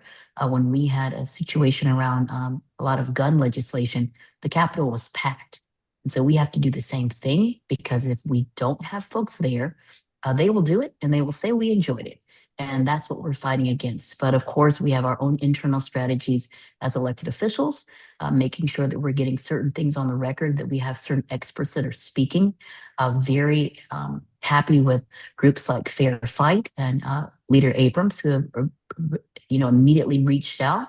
The NAACP and their general counsel immediately reached out, and certainly coordinating a strategy. But it's going to take both in. Like, we need legislators doing their job, and we need community members showing up and showing out. And part of the real struggle is, and I know this sounds crazy because all of us on this call are so in tuned, the average person still does not understand the magnitude of what's going on. And that's not, being condescending. It's true. We've had folks ask, well, wait, what is this special session about? Wait, what are y'all really going to do? And so trying to get that message out in plain language is important as well. People don't understand gerrymandering, but they might understand rigged. They don't understand, if you say you've cracked and stacked a district, but they understand when you say you're going to lose your political representation. And as far as legislators across the state, the National Black Caucus of State Legislators is an organization solely focused on providing information and resources for state legislators. So we don't have a nationwide strategy, but I will say in states where our members are in the majority, they've been able to take a lot of proactive action to make sure that they have state protections. Unfortunately, in most of our southern states, that simply does not exist. So we have to go a different route. But that's what we're looking at. And I anticipate when we convene at the end of this year, there will be more information for legislators so they know exactly what to do when they reconvene in sessions in January of 2027. But the urgency is now, the time is now. And, Mississippi is next, I guess. So we all have got to kind of stick together and communicate so we know what to expect. And certainly so that we have the experts that need to be there, that are there on the ground, providing testimony and making sure that we get this right. Because we know we're going to lose the battle in the legislative branch. We know the executive branch are going to lose it too. We've been losing in the judicial branch, but there is still hope that if we can get certain things on the record, that we might be able to at least delay some of these changes. Absolutely. I want to ask one last question before you leave us tonight. What do you need from the rest of us, both nationally and locally, to help strengthen the fight in your states? Are there specific actions, resources, partnerships, messages, pressure points that would make a real difference in the next 30, 60, or 90 days? So sure. I can go ahead. Sorry. I'm sorry. Go ahead. Go ahead, Senator. No, you go ahead. Sorry, good. Okay, so for Alabama, we need resources, we need support, we need bodies. We plan to bust people in and to keep the fight going. We plan to be visible in their face every single day, letting them know that we will not sit down and let this happen. So in order to be able to do that, we need resources. So we need you all to help us. We need people to come together, support the organizations in Alabama. We have C3 organizations, Alabama Forward, Black Voters Matter, Alabama Values. We have Birmingham Ministries. We have so many different organizations, and of course my organization, South Alabama Black Women's Roundtable, are all working together to make sure that our voices are heard and that they understand that we will not take this lying down. So if you all would get in touch with any of us that are in Alabama, we would tell you what we need. We have a message, we have messaging and toolkits that we can share that you all can push out to your constituents and your members and your colleagues. We have talking points, all of that. So we need help, but the main thing is resources to get the work done. Thank you. Senator Akbar? Yeah. And I'll say, obviously, keep doing what y'all are doing as far as education. For folks on this call, plug in. You might not think you can make a difference, but you can. Oftentimes, we've seen this where my colleagues across the aisle will try and do something in the dark, literally in the dark of night. They have done that before. And when you show up and you shine a light of truth on it, you shame them. It doesn't make it, they're going to do the same thing that they do. But at least we're bearing witness and we're taking our place in history saying that we fought, that we didn't take this line down, because I know a lot of us feel very helpless right now. We feel like there are no real avenues, especially with the Supreme Court being as compromised as it is. We at least could rely on the judicial branch to protect us. We are seeing this massive, rolling back of rights that we haven't seen since the end of Reconstruction. And so I say, keep plugged in, stay encouraged, show up. You can make a difference. You and your girlfriend show up. We can plan a brunch, we can plan a spa day. Well, let's plan a trip to the Capitol. And let's also stay engaged, not just when there's an issue. Like our sororities, our other organizations, they'll do days at the Capitol, but we're up there for months. And oftentimes you do not see people of color there. You don't see women of color there. And so let's plug in, let's keep going. Thank you all for what you're doing, Joteka and crew. And just stay involved, stay informed. Thank you. Thank you so much. Thank you so much, my sisters. I appreciate you. And we will make sure that we send and share out all of the resources and information that you have given us to our entire listserv. Thank you. Thank you. Sisters, we're going to keep moving because this is the moment. You've heard from all of our powerful speakers tonight. What you kept hearing is that we need to take action. We need to take action. Well, we've always believed here at Win with Black Women that information without action is just education. So we want to make sure that all of you, our sisters that are out there, our nearly 8,000 that are listening tonight, we want to make sure that you are activated. Yes, we are on Zoom. We're on Zoom because this is how we can inform. But we cannot sit and stay on Zoom. We have to be in the streets. This is a street fight. We must be in the streets, showing up in mass, and not just one time, but consistently. I have now joining us some powerhouses that are here with us to make sure that happens. They have been doing this for years. Let us welcome to the Win with Black Women stage those two sisters that are about to come on this stage have been with us since day one when we were born on that Sunday in August of 2020. Let us welcome sisters Latasha Brown and sister Melanie Campbell. Welcome, welcome, welcome, sisters. Oh, Mel, I love your shirt. Tasha, y'all see, y'all about to bring the organizing. I love it. Y'all come with some sick and tired voting rights, economic rights. Okay, y'all gonna have to drop the links for us to get the merch. I want to start this conversation. Mel, I want to come to you first. Sis, you have been leading this work for 30 years. You've been at the center of bringing us together and organizing us. I know the National Coalition on Black Civic Participation has been convening us. You got a convening that is going to be happening for us, soon. A convening to bring us together. The Black Women's Roundtable, you are across the country in state after state, and particularly in these states in the South. Can you give us just a snapshot of the ground level mobilization plan, and what are you asking Black women to do across the states most impacted by this decision? Well, thank you for this opportunity, my sister. I tell you, I didn't realize how much I needed to be on this call tonight because, at the end of the day, this fight is something that all of our generations have to deal with at the end of the day. This one hit hard, right? But I know that it's a bigger fight than just about partisanship and yet all it be there. It's a bigger fight because it's really about where we want our kids' future to be at this point. This is about the fact that, and I know Latasha will go deeper into this. We were together a few days ago, but just understanding that this is as bad as it is, it's also this opportunity, right, to redesign what we need to see this be. Because what we found out in the last year and a half is just how fragile this thing is, and just how this democracy is. So we have to understand that what we build, not rebuild, and in some ways not even reform, but what we have to build in order for this not to happen for the next generation.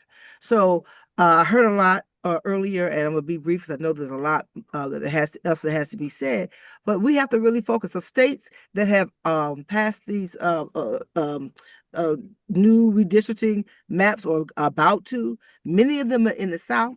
So wherever that has happened, there's also governor's races in the state of Florida, as an example, right? And so being able to understand, I heard a sister from National Black Caucus of State Legislators, being able to go down to that level of being able to understand that we have to deal with those governor's races and those those statewide races. So in some ways, strategy for me is you deal with those statewide races, and that's all the Senate races. You have Senate races, so you can deal with the Congress, but you also have to deal with what's happening in the state. And we have, in many of the states in the South, Black people, we have a large population that's there.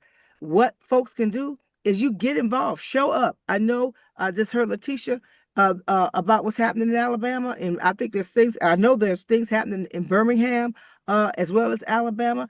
This is the time. There's 4,500 people who are on this call. You need to get on your text thread and encourage. If you're in those states, show up if you can, because it's going to take street heat as well, right? It's going to take legal strategy as well. So for the National Coalition, we have our unity campaign, right? And so we're going to make sure that we're focusing very heavily as engaging our young people in this fight through our Black Youth Vote program. That's what we're doing. So people can go to unitycampaign.org and sign up, and we can get information to you. but get involved. This is the time that we have to stand up. People, I hate to use this analogy. A lot of folks aren't showing up for No Kings. So this is our moment that we have to find ways to show up and demand that some of this that we can fight back on. Some of this is going to take multiple elections to reform. But at the end of the day, I could talk to them and blue in the face. If you don't know that the house is on fire and we are all in it, that's right. If we don't understand that, play the role that you can play. If you can write a check, write a check. If you can show up on the streets, show up on the streets, but get involved. This is not the time to sit on the sidelines, and it surely is not the time to put your head in the sand because they're going to snatch it out and throw you anyway, right? So Black women, we know we are the influencers in our families, right? In our communities, in our states. We had a gut punch a year and a half ago based on what happened in 2024, but now we know the role that we have to continue to play. So I'm locking arms, locking it down with my sister Latasha and you and anybody else that's ready to get out here and fight. And we have to unite. I don't care if you're young, old, in between, whatever you are, we cannot afford at this point to be divided. We have to organize ourselves and unite and get serious about what's going on and call it out. I'm telling folks, I don't want to hear about who gonna be the lead. Everybody on this call is the leader. You're the leader you're looking for. And we have to do that. And so I'm going to stop because I know there's more folks that have to talk, but do something. Get involved. And we will be having strategy, of course. And now some of the strategy we're not going to talk about on this call.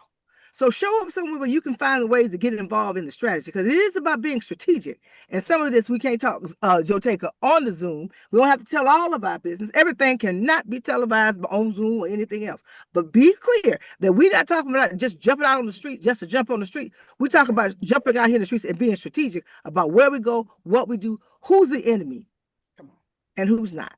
So I'll stop there. That's a whole entire word, sister. And I want to just say, for those of you who are still on here on this Zoom, there's 4,500 of you. We know I think it's about 3,000 that are on our YouTube, but our spill, the devil is a liar. The devil been trying me all day, but the devil tried to give us glitches on our Spill app, but Spill is up and live, and they just text me, the founder of that company just texted me that they're pushing this live cast and they're pushing this to their entire platform. So everybody that is on the Spill app is getting a push notification and hear actions that is happening. So we welcome all of you that are on the Spill app that are watching this. And I know there are hundreds of thousands of you that are over there. So we welcome you on this. And the devil is a liar. Latasha, I want to go to you, sister, because I know I know that you are doing so much work across this country, but particularly in the South. Me, yourself, Mel, we're all Southern girls. That's right. We're all Southern girls. And right now in the South, there's action that can be taken. And I know we were having a conversation just a few days ago about how it hits different when you grew up in the South. It hits different when you've seen the vestiges of the racism and the segregation whenever you were a child and you were going to your aunt's house, or me going to my aunt's house and having to go to the bathroom in an outhouse because they were living in old slave quarters. So it hits very different. Talk to us about not only this moment as a Southern Black girl, but also the fact that right now in the South, there's actions that we all can take right now. Over to you, Latasha. Well, the first thing I did right was the day I started to fight. Keep your eyes on the prize and hold on, hold on. I just wanted to start with that because I want us to remember that it has been the spirit of our movement that has gotten us through. And so we've got to lean into that as well. The way I'm going to say real quickly that we've been talking a lot about kind of the strategy of what we got to do to get people out and to register and get folks coming. And that's important. But there's another key, real important side of this. And it's really not about the politics and the process. It's really about the people. And so I'm going to lead three things that I think we got to do in this moment. We've got to block, believe, and build. We've got to block what is happening right now. And so what that means is we're going to have to vote in record numbers. It has to be a protest vote. So we can't just see this as another election cycle. And we got to push back when people are cynical. Cynicism is not a strategy. That just to be cynical, that in itself is not a strategy. We've got to push back on that. And we've got to make sure that we're being more creative and innovative and getting people registered and really getting them to vote in this next election cycle. And part of the way that we've got to do that goes to my next B, which is believe. We're going to have to believe, y'all, in something different. Listen, you cannot take old wine and put in new wineskins. That people, we can talk about and do all the things that we want to do. But the part of the reason why 90 million people are not participating is because they want something new. They want something different. They're looking for a different kind of process. And they're looking for some hope. They're looking for a North Star. And so I'm saying that because we can't just focus on blocking. Just that in itself. We have to block and do that in the meantime to reduce the harm. But while we're blocking, we've got to actually give something that we're towards building. We've got to, what is it that we want to see that is different? We should be thinking about complete electoral reform around proportional representation. Lonnie Guinier talked about that, our sister who led it in many of the countries. You can go to South Africa, India, New Zealand. Many of them did proportional representation to make sure that minority groups would always be represented. So there, even in the state of Maine, there are seats. There are 3 indigenous seats that are for indigenous Americans. It doesn't matter what their numbers are. They are guaranteed those 3 seats in this country. But we don't know about that because we don't talk about those other options. We also got to think about the options of, like, we got to talk about complete Supreme Court. The Supreme Court, y'all, has been changed 7 times. It has been shifted 7 times, so we can actually expand it. It is a people's court in the Declaration of Independence. It says that when government no longer serves the interests of its people for life, liberty, and the pursuit of happiness, it is the right of the people to alter, change, or to abolish it. We're going to have to look on those levels. You can't, a delegitimized government cannot delegitimize me. Right. And so I think what we've got to understand is in this moment, we've got to do the work to block. We've got to do the work to build. What is the new vision that we have for the nation? I will give you all 2 questions and ask you all to think about this when you leave this call. And then I'll tell you some specific actions we can do. When you leave this call, I'm going to ask you the question, what would America look like without racism?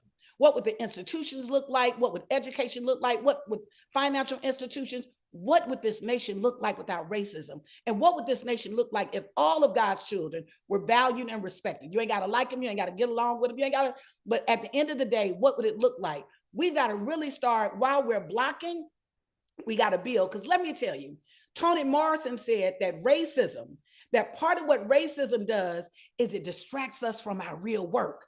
So we've got to shift from seeing ourselves just as citizens of this nation and start seeing ourselves as founding mothers. That we've got to see ourselves as founding mothers, that what we know is with great labor pains, we can birth something new and beautiful. And so in this moment, as we're going out and talking to people, people don't want to hear just the same message. They don't, y'all.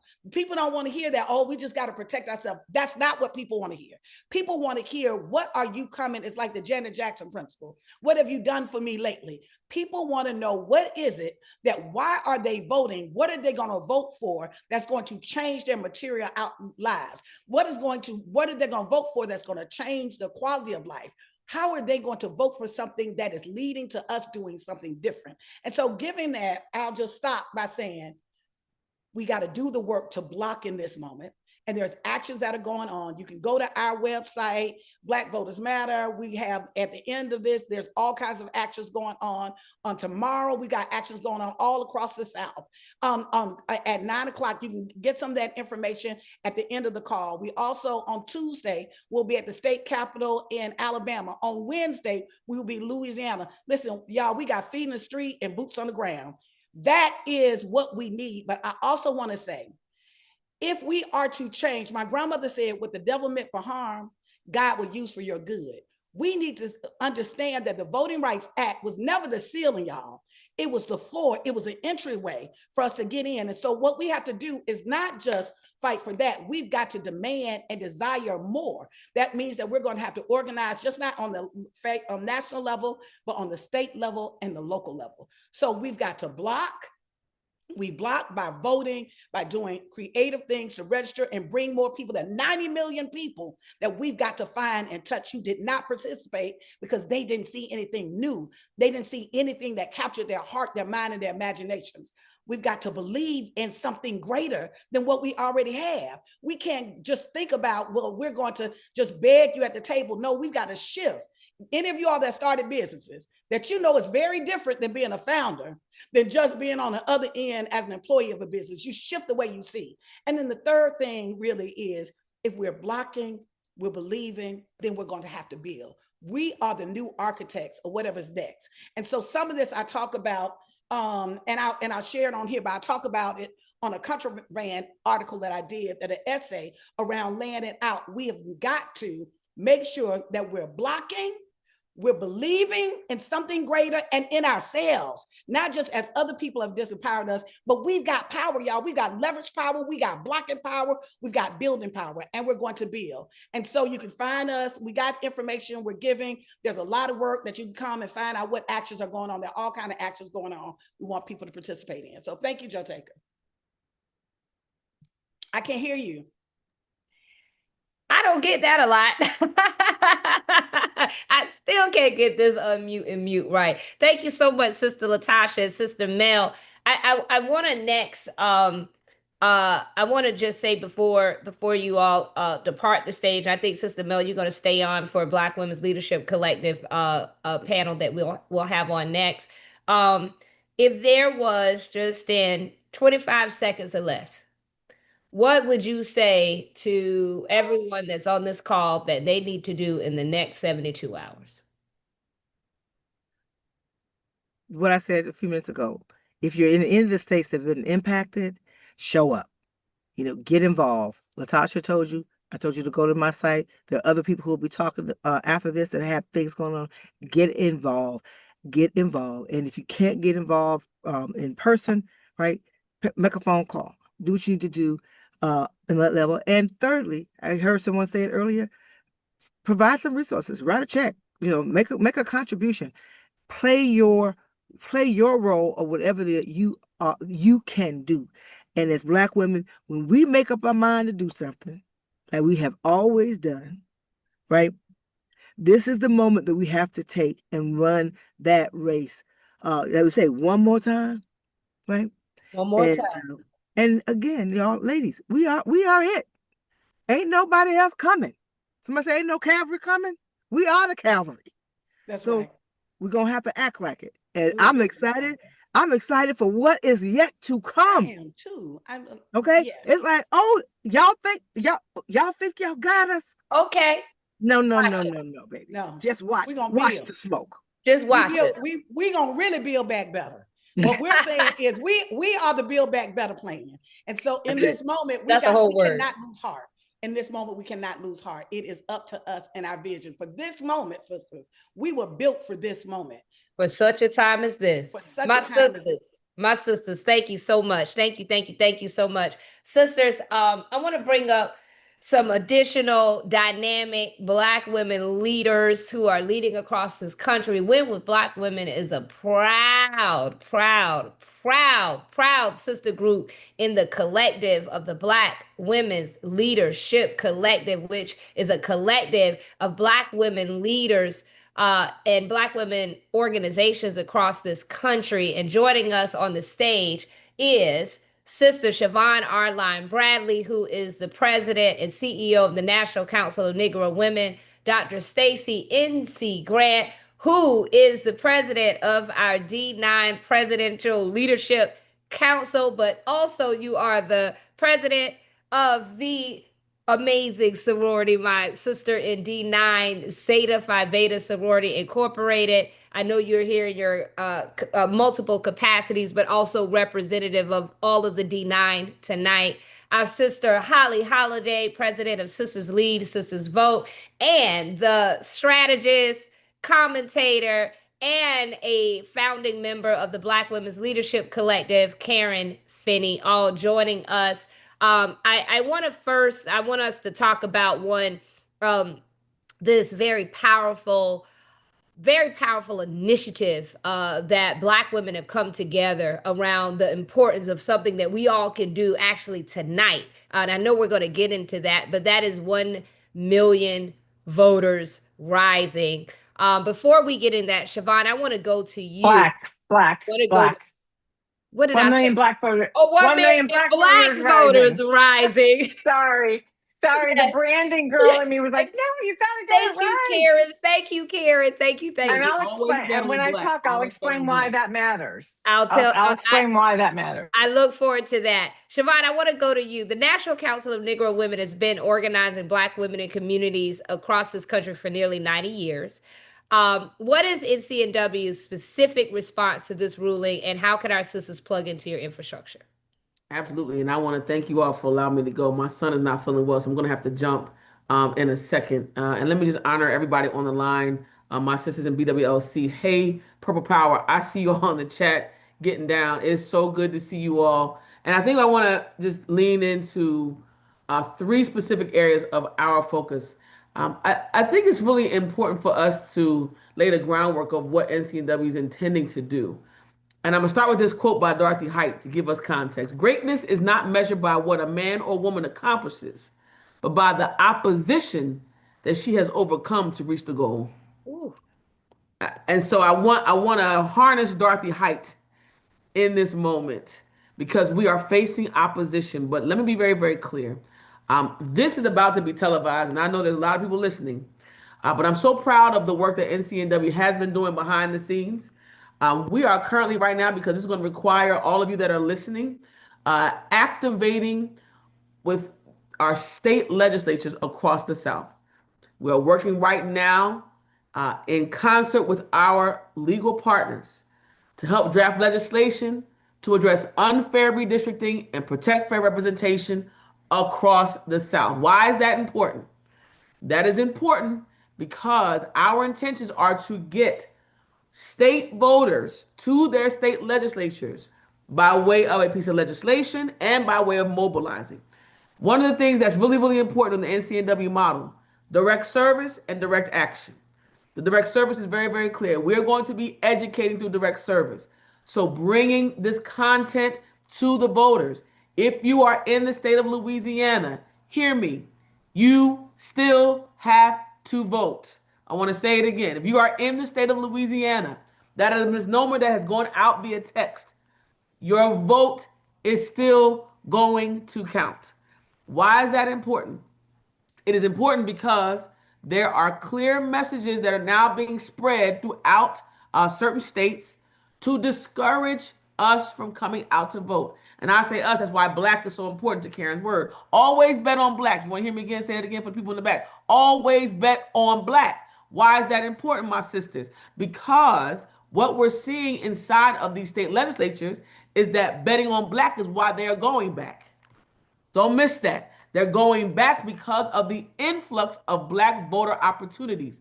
And what is clear, if you do not check this, the President of the United States just tweeted an hour and a half ago that the intention is to secure 20 new House seats. And what I want you to understand, my sisters, is the intention behind the legislation is to push legislatures, whether it passes or not, is not the it for us. The intention is for us to get in front of legislators and get voters out of their homes to their state houses. So that's number 1. Number 2, you heard me, Louisiana, be very, very clear. Louisianians, do not stay home. You should continue activating the vote. Number 3, if there are any college students on here, put it in the chat. Anybody in the universities here, if you are in the chat, if you have a daughter, a son that is in college right now, if you have a high school senior right now, what we're doing at NCNW is activating plans for GOTV. There they are, FAMU. I see you all. I see you all. Jackson State is in the house. Come on, Clark Atlanta, University of Tennessee, all of these universities in our target states, Florida, Georgia, Alabama, Mississippi, Oh my okay, God, Tennessee. I'm overcome because You should be. This oh, is the I'm beauty. overcome. This is the beauty of the work. And my sisters, what NCNW is doing is mobilizing the brothers and the sisters on campuses and in high school senior classes. Here's the last big push, and I gotta make sure you all hear this. This is not a solo effort. NCNW plans on bringing our members to state houses for the next few weeks, every single day. We're going to be having our national call on Tuesday. You are more than welcome to join us. Why is this important? The more that young people that we have in this conversation, the more that we'll be able to expand this electorate in a way that allows us to push votes to the ways we need to go. Now, I know we're not partisan, we're politically factual tonight. And if you're betting on black, then you're betting on a turnout that can change the course of this election. You've heard it before, and I've got to say this to you. Do not forget to resource the movement. Melanie Campbell said something that was strong. She said, wherever you sit, you have a role. Now, my sisters, I want to be very specific. If you and your job or your job does not allow you to get out front, be an undercover movement builder. How do you do that? You send dollars to organizations like NCNW, like the Black Women's Roundtable, like the NAACP, okay? Like your Divine Nine Packs. Send them dollars if you can't be out loud. If you can't send dollars and you can help write messaging, we need messaging to get out to our communities. This is why Women Black Women is a platform and a network, because betting on black means giving black people the message that we need to ensure that our folks come out. In terms of your seat, do not miss this. I'm never going to say this again, like this is the most consequential election. No. But I'm going to tell you what this election is. This is the election that allows us to go left or right. There's only two ways we could go, left or right. And what we're trying to say, my sisters, is tonight we have to choose what is right for our community. Not right in partisanship, but what is right for our community. And that is expanding the number of black voters in our network. So you got your three things. Number one, show up at your state capitals every single day. Number two, NCNW is going to be activating our legislation on the ground. Shout out to our team, the AMP team that's pushing this direct action. And don't forget, if you are wearing letters, don't forget, and I know Dr. Grant's going to bring this up. Be very, very careful. Make sure you follow your rules of your organization. But don't forget to resource, expand the electorate, and bring in young voters. If we have an intergenerational response, we're going to have an intergenerational tsunami that's going to change the trajectory of this country and resource the movement. We can't do this work without you. So Joe Taker, y'all, thank you all for letting me speak on this, because I think we're missing the point. Black never loses. I want to just say it. I want to just put it out there. Black wins. Black wins. Black wins. It's beautiful. It's bodacious. It's bold. It's brilliant. It's massive. And I'm telling you, the reason why the enemy is pushing is because of the groundswell of black women. That's why this call is so packed. Because what they have done is woken up a bear that's been sleeping. Well, we're awake now. And this movement is not going back. Stay black, live black, push black. Love you. Live back, push back, bet on black. Thank you so much. And loves and kisses to my nephew. Give him a big love and kiss for me. Thank you so much. I'm just overwhelmed when I saw, sometimes, you don't, it doesn't click, but to see so many young people. I saw a very powerful video today, and I reshared and I shared it in some of my links. But it is a very young sister, Brandy Merriweather, and she posted that she had honestly said, I had checked out. And she's a Gen Z publicist on social media. And she said, I had checked out. But when I see the aunties, and I'll accept auntie, all of y'all are the aunties. She said, but when I saw that the aunties were putting out a notice like this, that it was time for me to clock back in.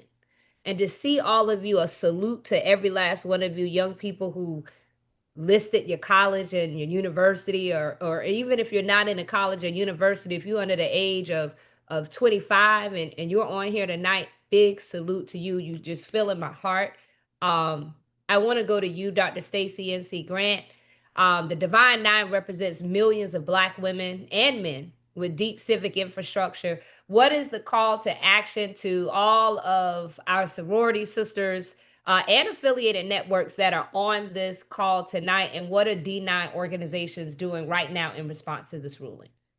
Absolutely. First of all, we are fired up tonight. There's nothing like organizing with Black women. Joteka, thank you, and the team and all my sisters in service that are here on this panel. And tonight, as International President and CEO of Zeta Phi Beta Sorority Incorporated and the chair of the Divine Nine Council of Presidents, we understand that the Divine Nine, as you said, millions of Black men and women over a century long. Our commitment to justice, service, and civic engagement is not new. We are true to this, and we are united in our efforts. This is more than just saying that we want to be concerned. As every speaker has said, this is going to require coordination, discipline, and I want to put this out first, to take a sustained action. And the Divine Nine is committed to really unpack this with our members and activate unmatched civic infrastructure. All of our chapters, our councils, our auxiliaries, our 501c4s, our PACs, our partner networks are all activated at full strength right now. And I'm just going to highlight a few areas. Chapter level organizing on the front line, that is critically important right now. Our voter education forums that we all host, we don't need to do them alone. We need to do them together as a Divine Nine. The sustained voter registration and re-registration drives. It's not old, it's necessary. As our young sister said, hey, I'm one of the aunties. We want all of our young people involved. I'm a mother to a millennial and a Gen Z. This is critical work. And historically, the Divine Nine model has been that chapter-based model that moves the national moments like this into local impact. So that's going to continue to remain our greatest strength. Our mobilization of getting out the vote at scale is going to be critically important. As we will see, we are signing on with everybody. I think our sister Mel said it. No one needs to be out on the island by yourself. Everyone has to come together to unite around the get out to vote work. Thousands of people who opted out of participating. We heard earlier on that said they just didn't vote. This is not a time for us to judge them. This is a time for us to educate them, to have the conversations, whether it's in the boardroom, in the classroom, in the grocery line, or in the barbershop. So our collective action and our coordinated campaigns are going to ensure that we're meeting and talking with our constituents so they don't check out and they understand the urgency of the day. I'll also highlight election protection is critically important as well, because we see what is happening. People are getting wrong information. I'm glad that our sister Siobhan shared that. Make sure that we are out there debunking myths as the Divine Nine. We are trusted messengers. We've been doing this work, partnering in community, and now you're just going to see it elevated at a different rate of urgency. And our strategic partnerships with our grassroots organizations will continue. We all partner with the NAACP. We have Urban League affiliates. We have faith-based institutions. We have coalitions like the Links Incorporated, Jack and Jill of America, the Coalition of 100 Black Women. There's so many that we can name, because all of us across the organizations are involved, are leaders in these particular areas, but all the Council of Presidents are united in making sure that we're giving the mandate to our members on how we show up in community. The bottom line, the Divine Nine, Joteka, is not starting from zero.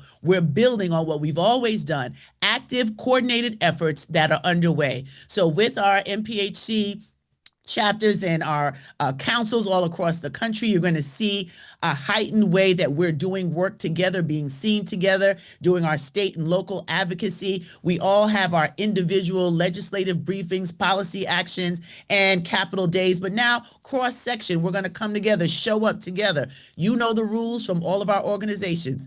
To our members who understand that you can't wear certain things. We know our internal structure, so we're going to make sure that that is happening. I'm sorry, is that me ringing?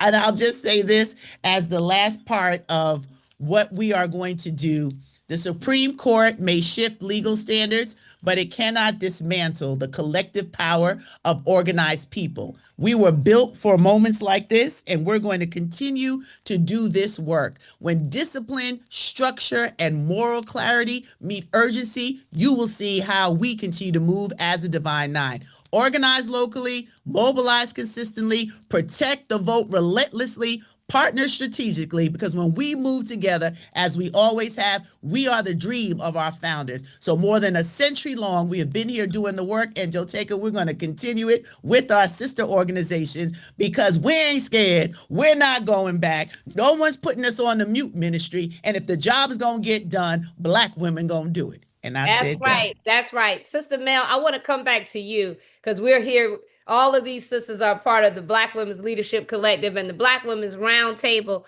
I want to come back to you about the power of Black women organizing and Black women leading. I want you to just touch on that and just say a word to our sisters in that vein tonight. Thank you so much. I'll give an example of some of the sisters that we know that are on the ground who build coalition. I'm thinking about Deborah Scott. I'm thinking about Helen Butler.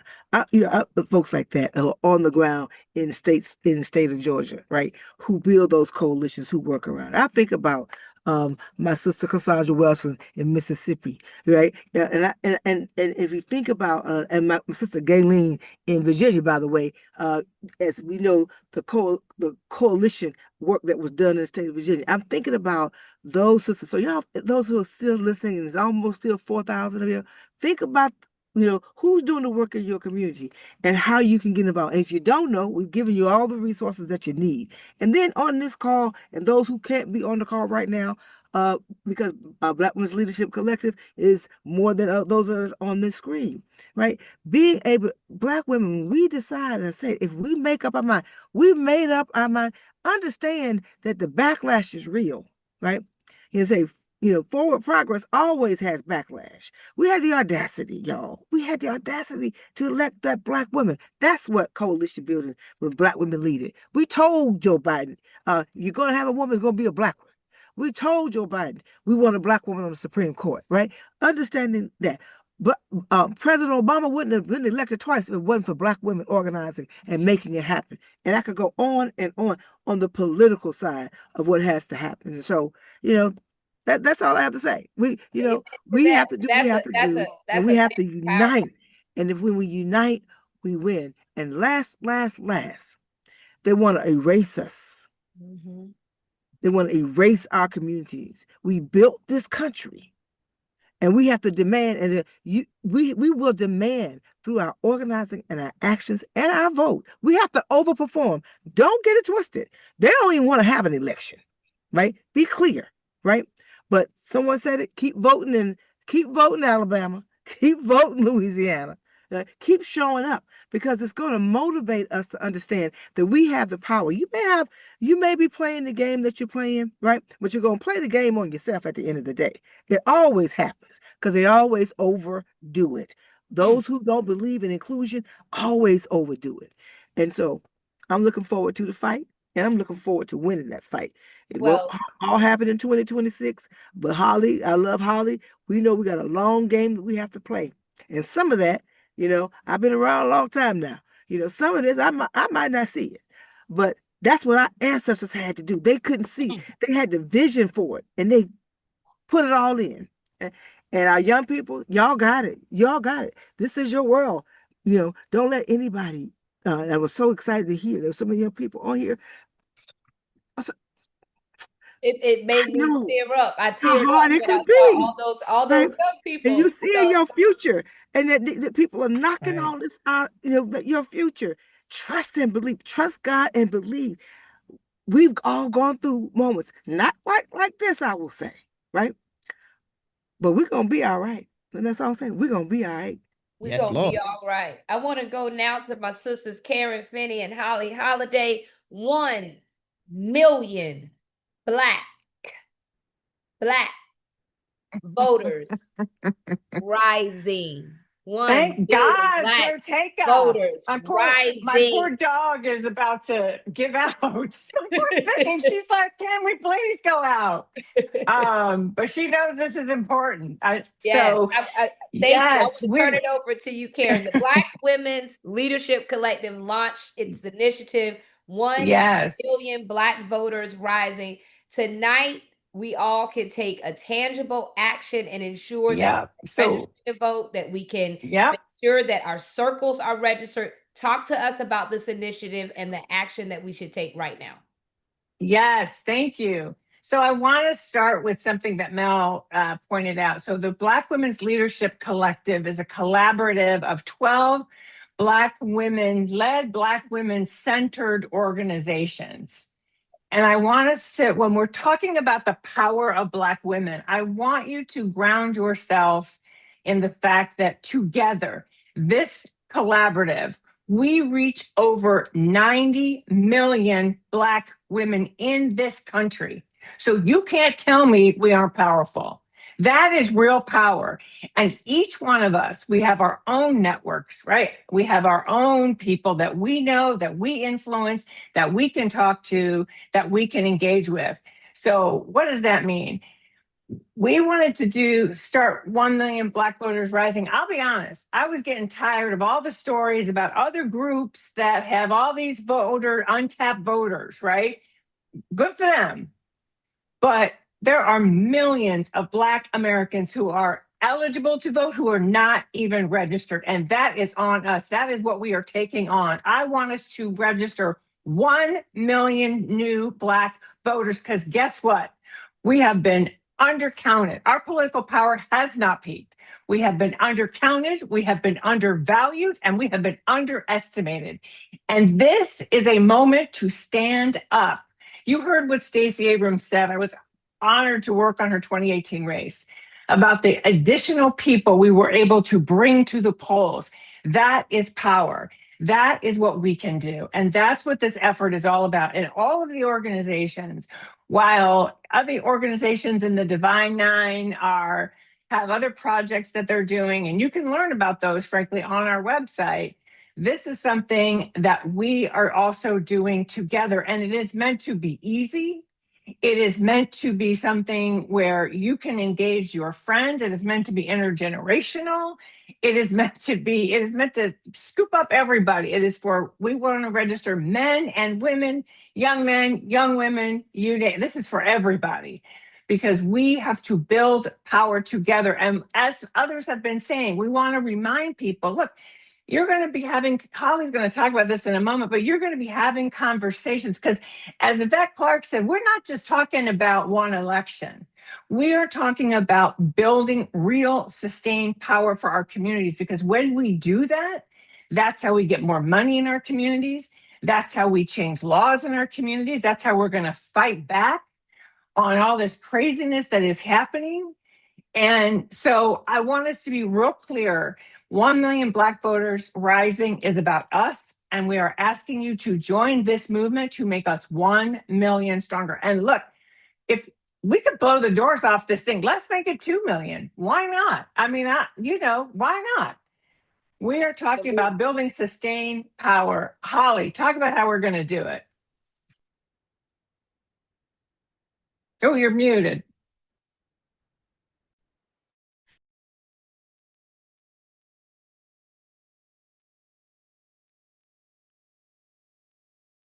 Okay, they muted me. I'm muted. I'm back. I want to start by calling out the names of the 12, because I think it's important, because we are representative, but we are not complete. So if you are a part of any of these, and I know everybody on here is a part of at least one, and I'm going to end with that one. If you are Alpha Kappa Alpha Sorority Incorporated, Black Women's Roundtable, Delta Sigma Theta Incorporated, Delta for Women in Action, Higher Heights, National Council of Negro Women, NCNW, Sisters Lead, Sisters Vote, Sigma Gamma Rho Sorority Incorporated, Zeta Phi Beta Sorority Incorporated, the Links Incorporated, and the president, Ethel Isaac Williams, is with us tonight. Power Rising, and of course, Win with Black Women. We are all in this together. The most important thing about everything that you've heard tonight is that we are all on assignment. This is not here, this little thing happening over here and this big thing happening over here. Everywhere you plug in is part of the plan to change our reality. The court may have spoken, but the people will decide. You need to know exactly what we're doing now. We need you to go to 1millionblackvotersrising.org. I have it in a resource for you. I also have the Unity campaign in there for you. You know about Power Up. No matter where you plug in, you are all contributing.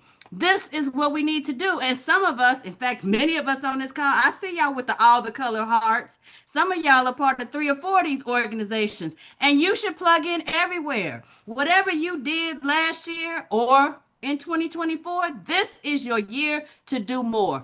We are going to leave it all on the table. And it's going to start with, because we didn't quite get this right in 2024. It's going to start with your friends and family. If 90 million people, Black people, needed to vote, we know some of them. They are our family. They are our friends. They may even be the people who are sleeping in our house. You know, them people who call you up and ask you for gas money. Them people. We need to make sure that they are not only engaged and voting, but connected. Because what we are missing, what we forgot, is we need to make them part of community. This is not just, are you registered? If you are asking that question and that question alone, let me be honest with you. You're getting it wrong. This is about inviting people to be part of a community, the community that you are leading, the community that you are a part of, whether it is your block, whether it is out in the schools, whether it is in your neighborhood, in your sorority, in Win with Black Women, in your state, wherever you find yourself. As my sister Melanie said, you lead there and you expand from there. And for every person that you recruit into your community, you make them responsible for recruiting some more. That is how we win. That is how we get this done. And you can find out how to do all of that on 1millionblackvotersrising.org. Well, there we have Yes. it. These are some of the baddest sisters that we know. And thank you for shouting out all of the organizations, all 12, because we are one band, one sound, united, a sisterhood. We are truly a sisterhood. So thank you, Sister Melanie Campbell, Black Women's Roundtable, National Coalition of Black Civic Participation, Dr. Stacy N.C. Grant, president of the D9 Council of Presidents, and also the president of Zeta Phi Beta Sorority Incorporated, Siobhan Arline Bradley, president and CEO of the National Council of Negro Women, Holly Holliday, president of Sisters Lead, Sisters Vote, and Karen Finney, strategist, political commentator, and founding member of the Black Women's Leadership Collective. Thank you all so much. 1 million Black voters rising. Register here tonight. We're going to leave this on the screen right now. And I want you, while we have this on the screen tonight, I want you to just click if you're just taking the photo. That's what we ask tonight. We want you to sign up to be a circle leader. When you are a circle leader, you are committing to organize 10 people to vote. And you're going to just remind them. We're going to send them text messages. And we are trying to recruit. I want us to have, by the end of this call tonight, 1,000 of us on this call tonight signing up to be a circle leader. We'll give you everything you need. All you are doing is saying, hey, you know what? I'm going to take the 10 people that sit at my Thanksgiving table, and I'm going to make sure that they get all the information that they're registered to vote, that I'm texting them.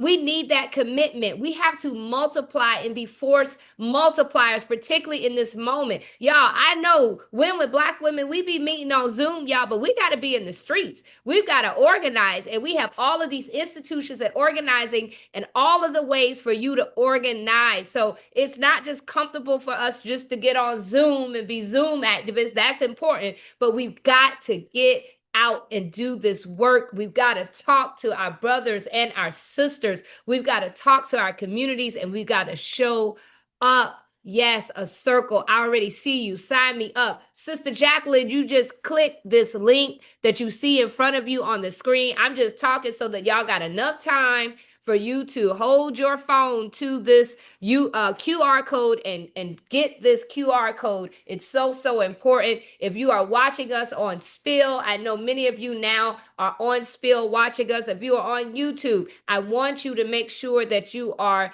taking a photo of this QR code, that you're registering to be a part of the circle, to register and to make sure that 10 of your family or your friends or whomever are out to vote. And you could also go to our website, 1 Million Black Voters Rising, and you can get that information if you are on your phone tonight. Sisters, it has been a long but powerful night. Before we go, we do have announcements, but these are special announcements. We went out in the last 24 hours and asked organizers and leaders across this country. And shout out to some of the leaders that are on this call tonight. I know I saw our good sister C.K. Hoffler, who is the chair of the board of the Rainbow Push Coalition, on this call tonight. We know that we have our sister Ethel Williams, who is the president of our links that are part of this call tonight. I know I saw Congresswoman Stacey Placid, who was with us tonight. I know our sister Mignon Moore is here. I know our sister Monique Presley is with us tonight. There are a lot of sisters that have joined us tonight that are part of this call tonight, and we honor you. I want to turn it over to Sister Chantel Mullen for these special announcements. All right. Good evening, Joe Taker.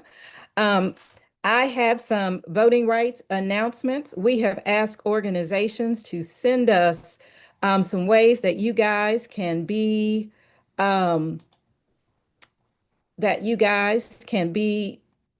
involved in this. And so let me get it started.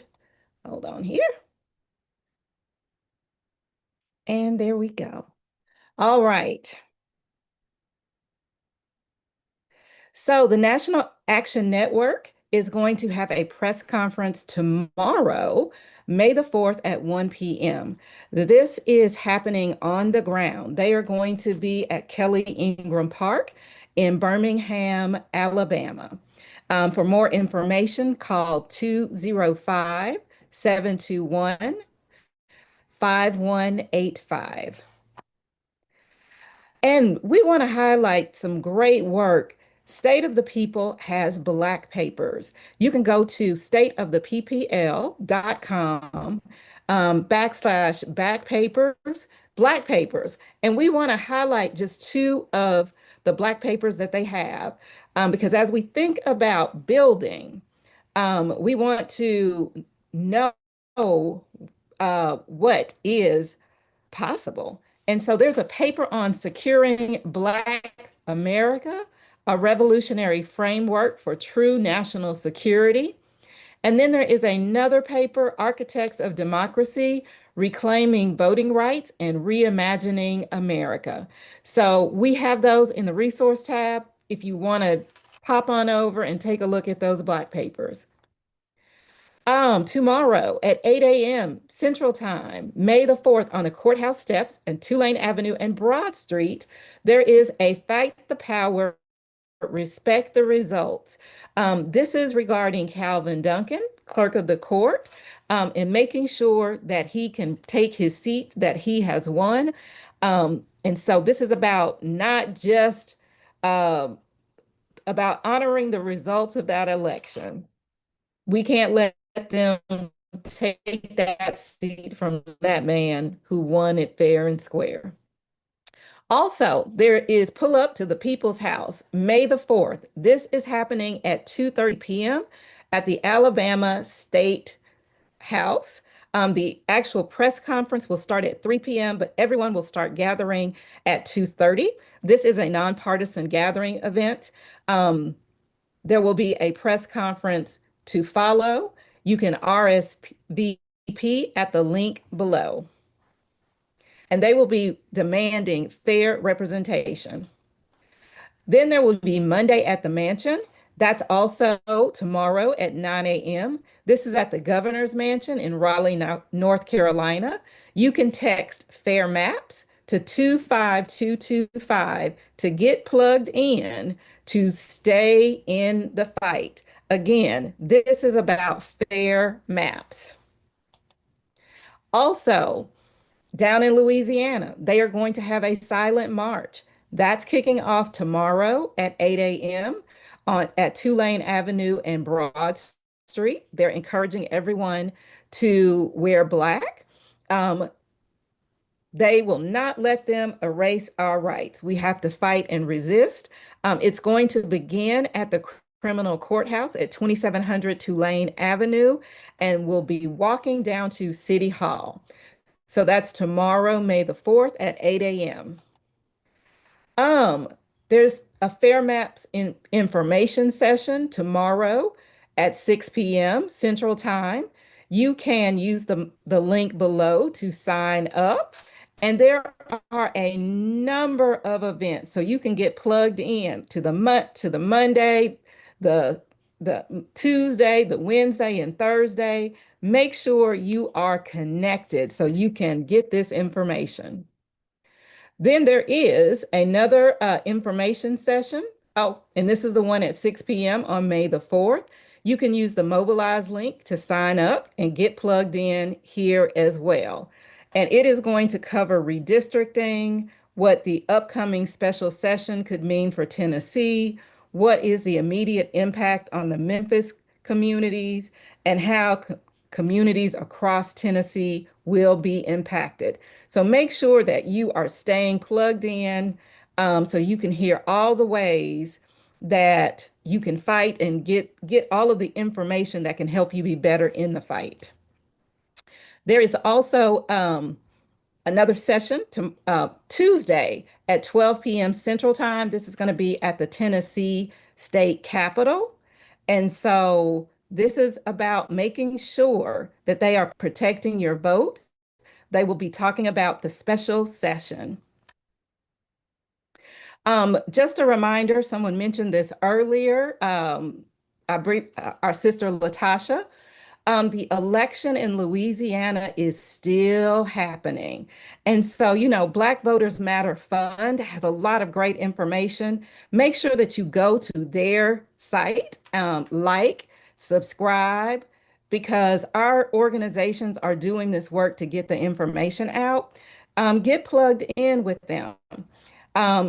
There's still voting going on. There are House races that are on the ballot. There is a link so you can go and find your sample ballot. There are 5 constitutional amendments that are on the ballot that will have impact on schools, funding, local services, and political power, particularly in Black and marginalized communities. So go vote. You can go to blackmattersfund.org/vote for more information.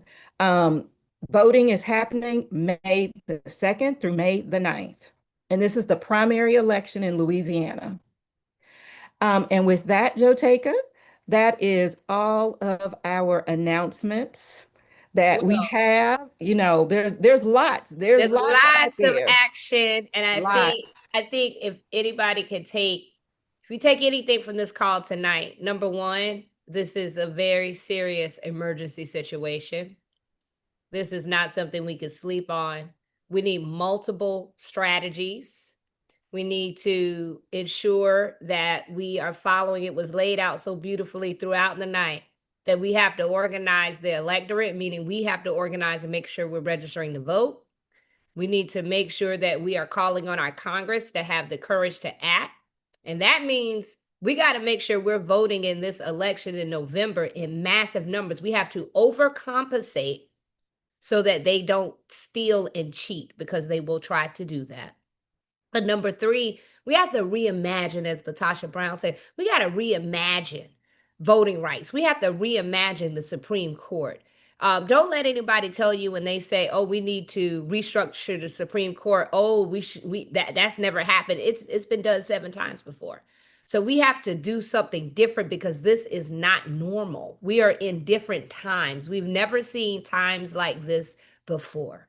So if anything that you have gotten tonight, we have to organize. We have tried and worked hard tonight, and we thank every Black woman expert that graced this stage tonight, every Black woman who was a part of making this happen tonight, whether or not she was in the back on our tech team or whether or not she was helping send out the links. A big shout out to the team at Win with Black Women who've been powering this. Sister Holly Weeks, Sister Holly Holiday, Sister Donna Brazil, Sister Christina Q, Sister Jewel Love, Sister Chantel Mullen, Dr. Edwina Ward, who keeps us going, Sister Rachel Norlander, and so many more that pour into Win with Black Women, and all who have joined this stage. Sisters, we know it is a state of emergency. It has been a state of emergency. There's a lot of organizing happened, and we are calling on you to act.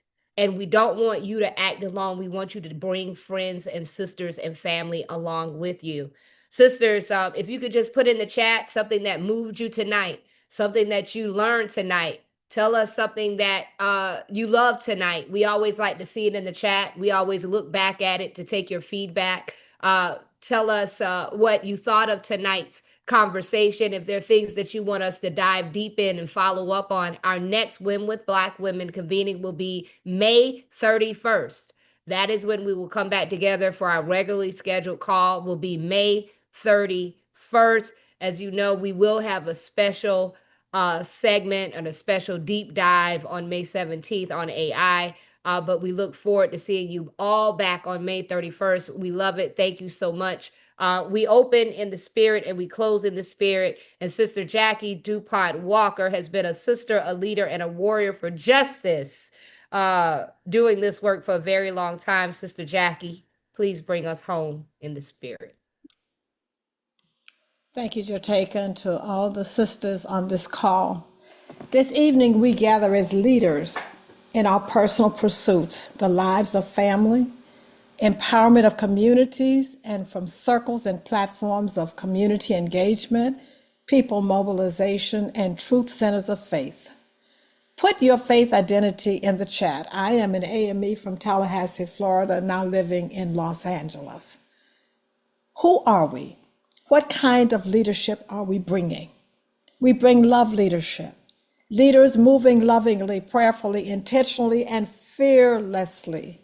Leaders called to social justice work in our families, church, and communities. So when we see evil, we are called to mirror the indignation of Jesus with the greedy, self-serving, and evil whenever and wherever it is found. Intentional leadership. Each of us has a story of when we know God was calling, when we asked for confirmation, and when we move with all deliberate speed. You're dropping a planned schedule tonight, and coming to Win with Black Women today is one of those calls. You may still be listening for that undeniable sign, but my message to you is move out. It's your time. Deliberate leadership. Not too long ago, a young sister, Joteka Eddy, and her fearless circle called together a whole team of sisters. The whole team became volunteer after our leaders, spiritual opening and closing warriors. Every single sister came on assignment. God is giving you your assignment tonight to keep on going.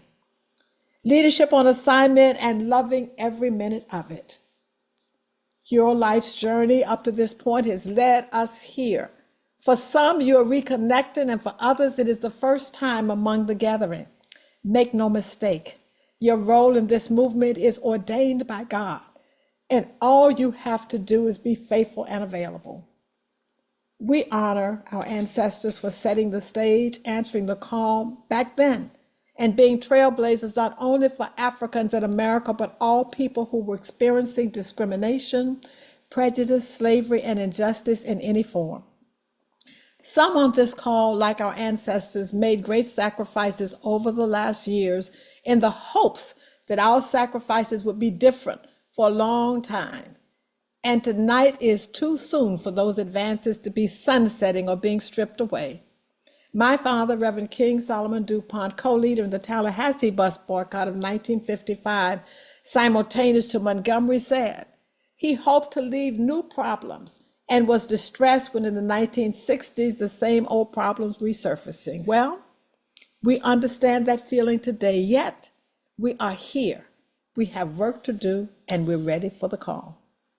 Today, after being one of 4 Black undergrads desegregating the 10,000 student body at Florida State, I am disappointed, yet I am humbled to be a part of the social action leadership in a Freedom Church, the African Methodist Episcopal Church.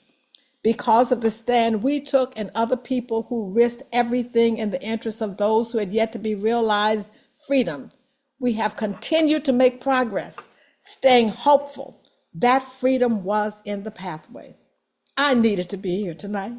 You needed to be here too.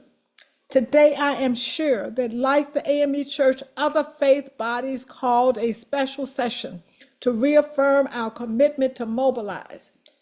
AME Church is in full participation in the civic engagement electoral process along with other faith bodies. Yes, voter education, mobilization, and registration are the order of the day, that 1 million plus.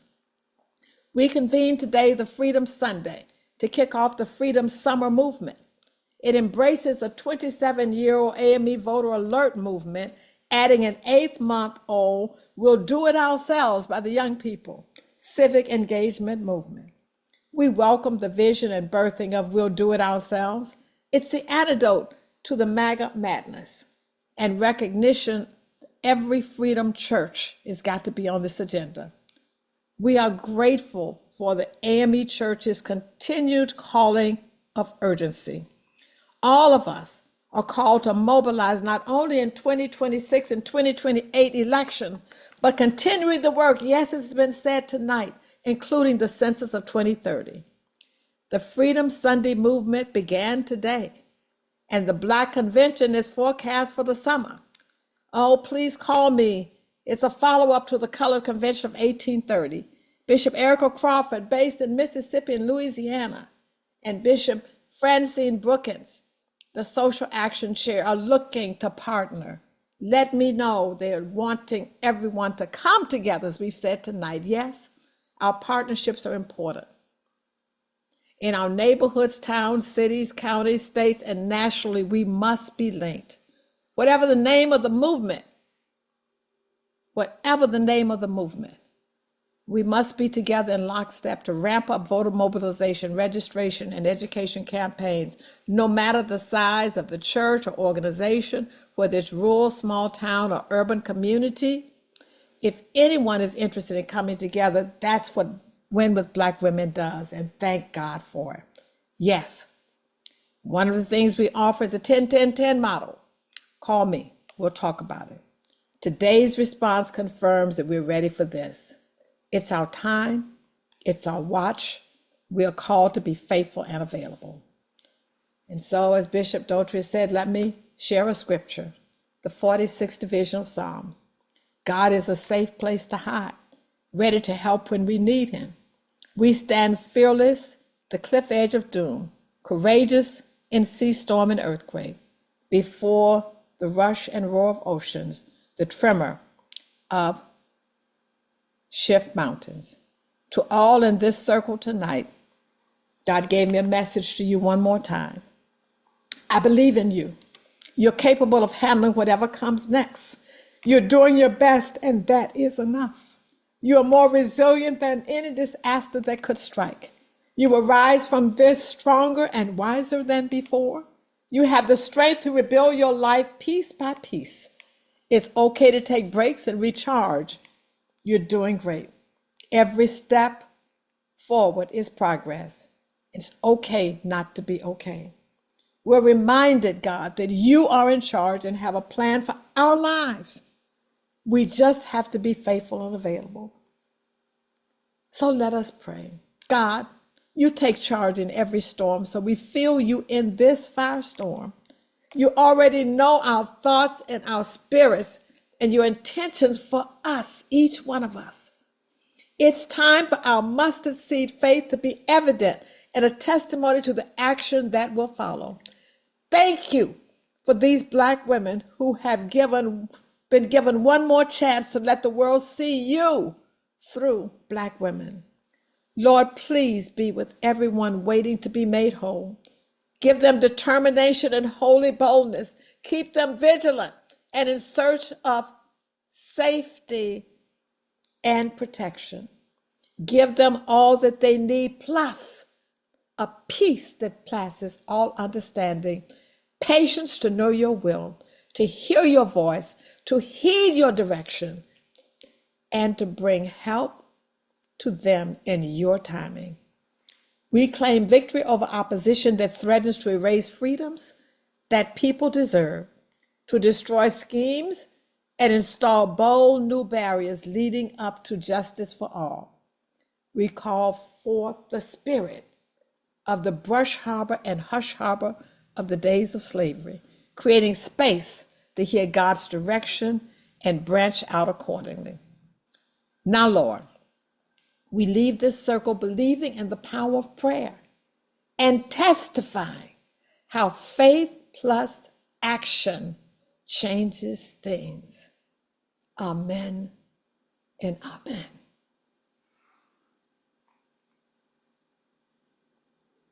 Very, very powerful. Thank you so much. Sisters, thank you.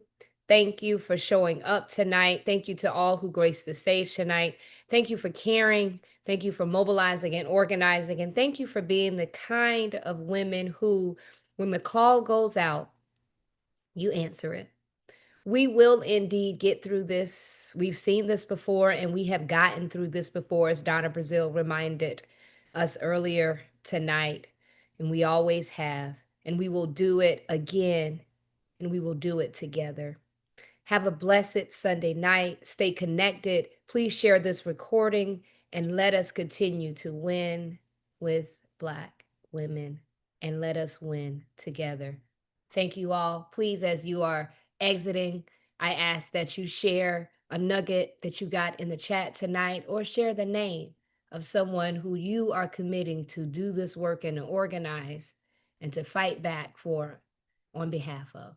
Thank you so much.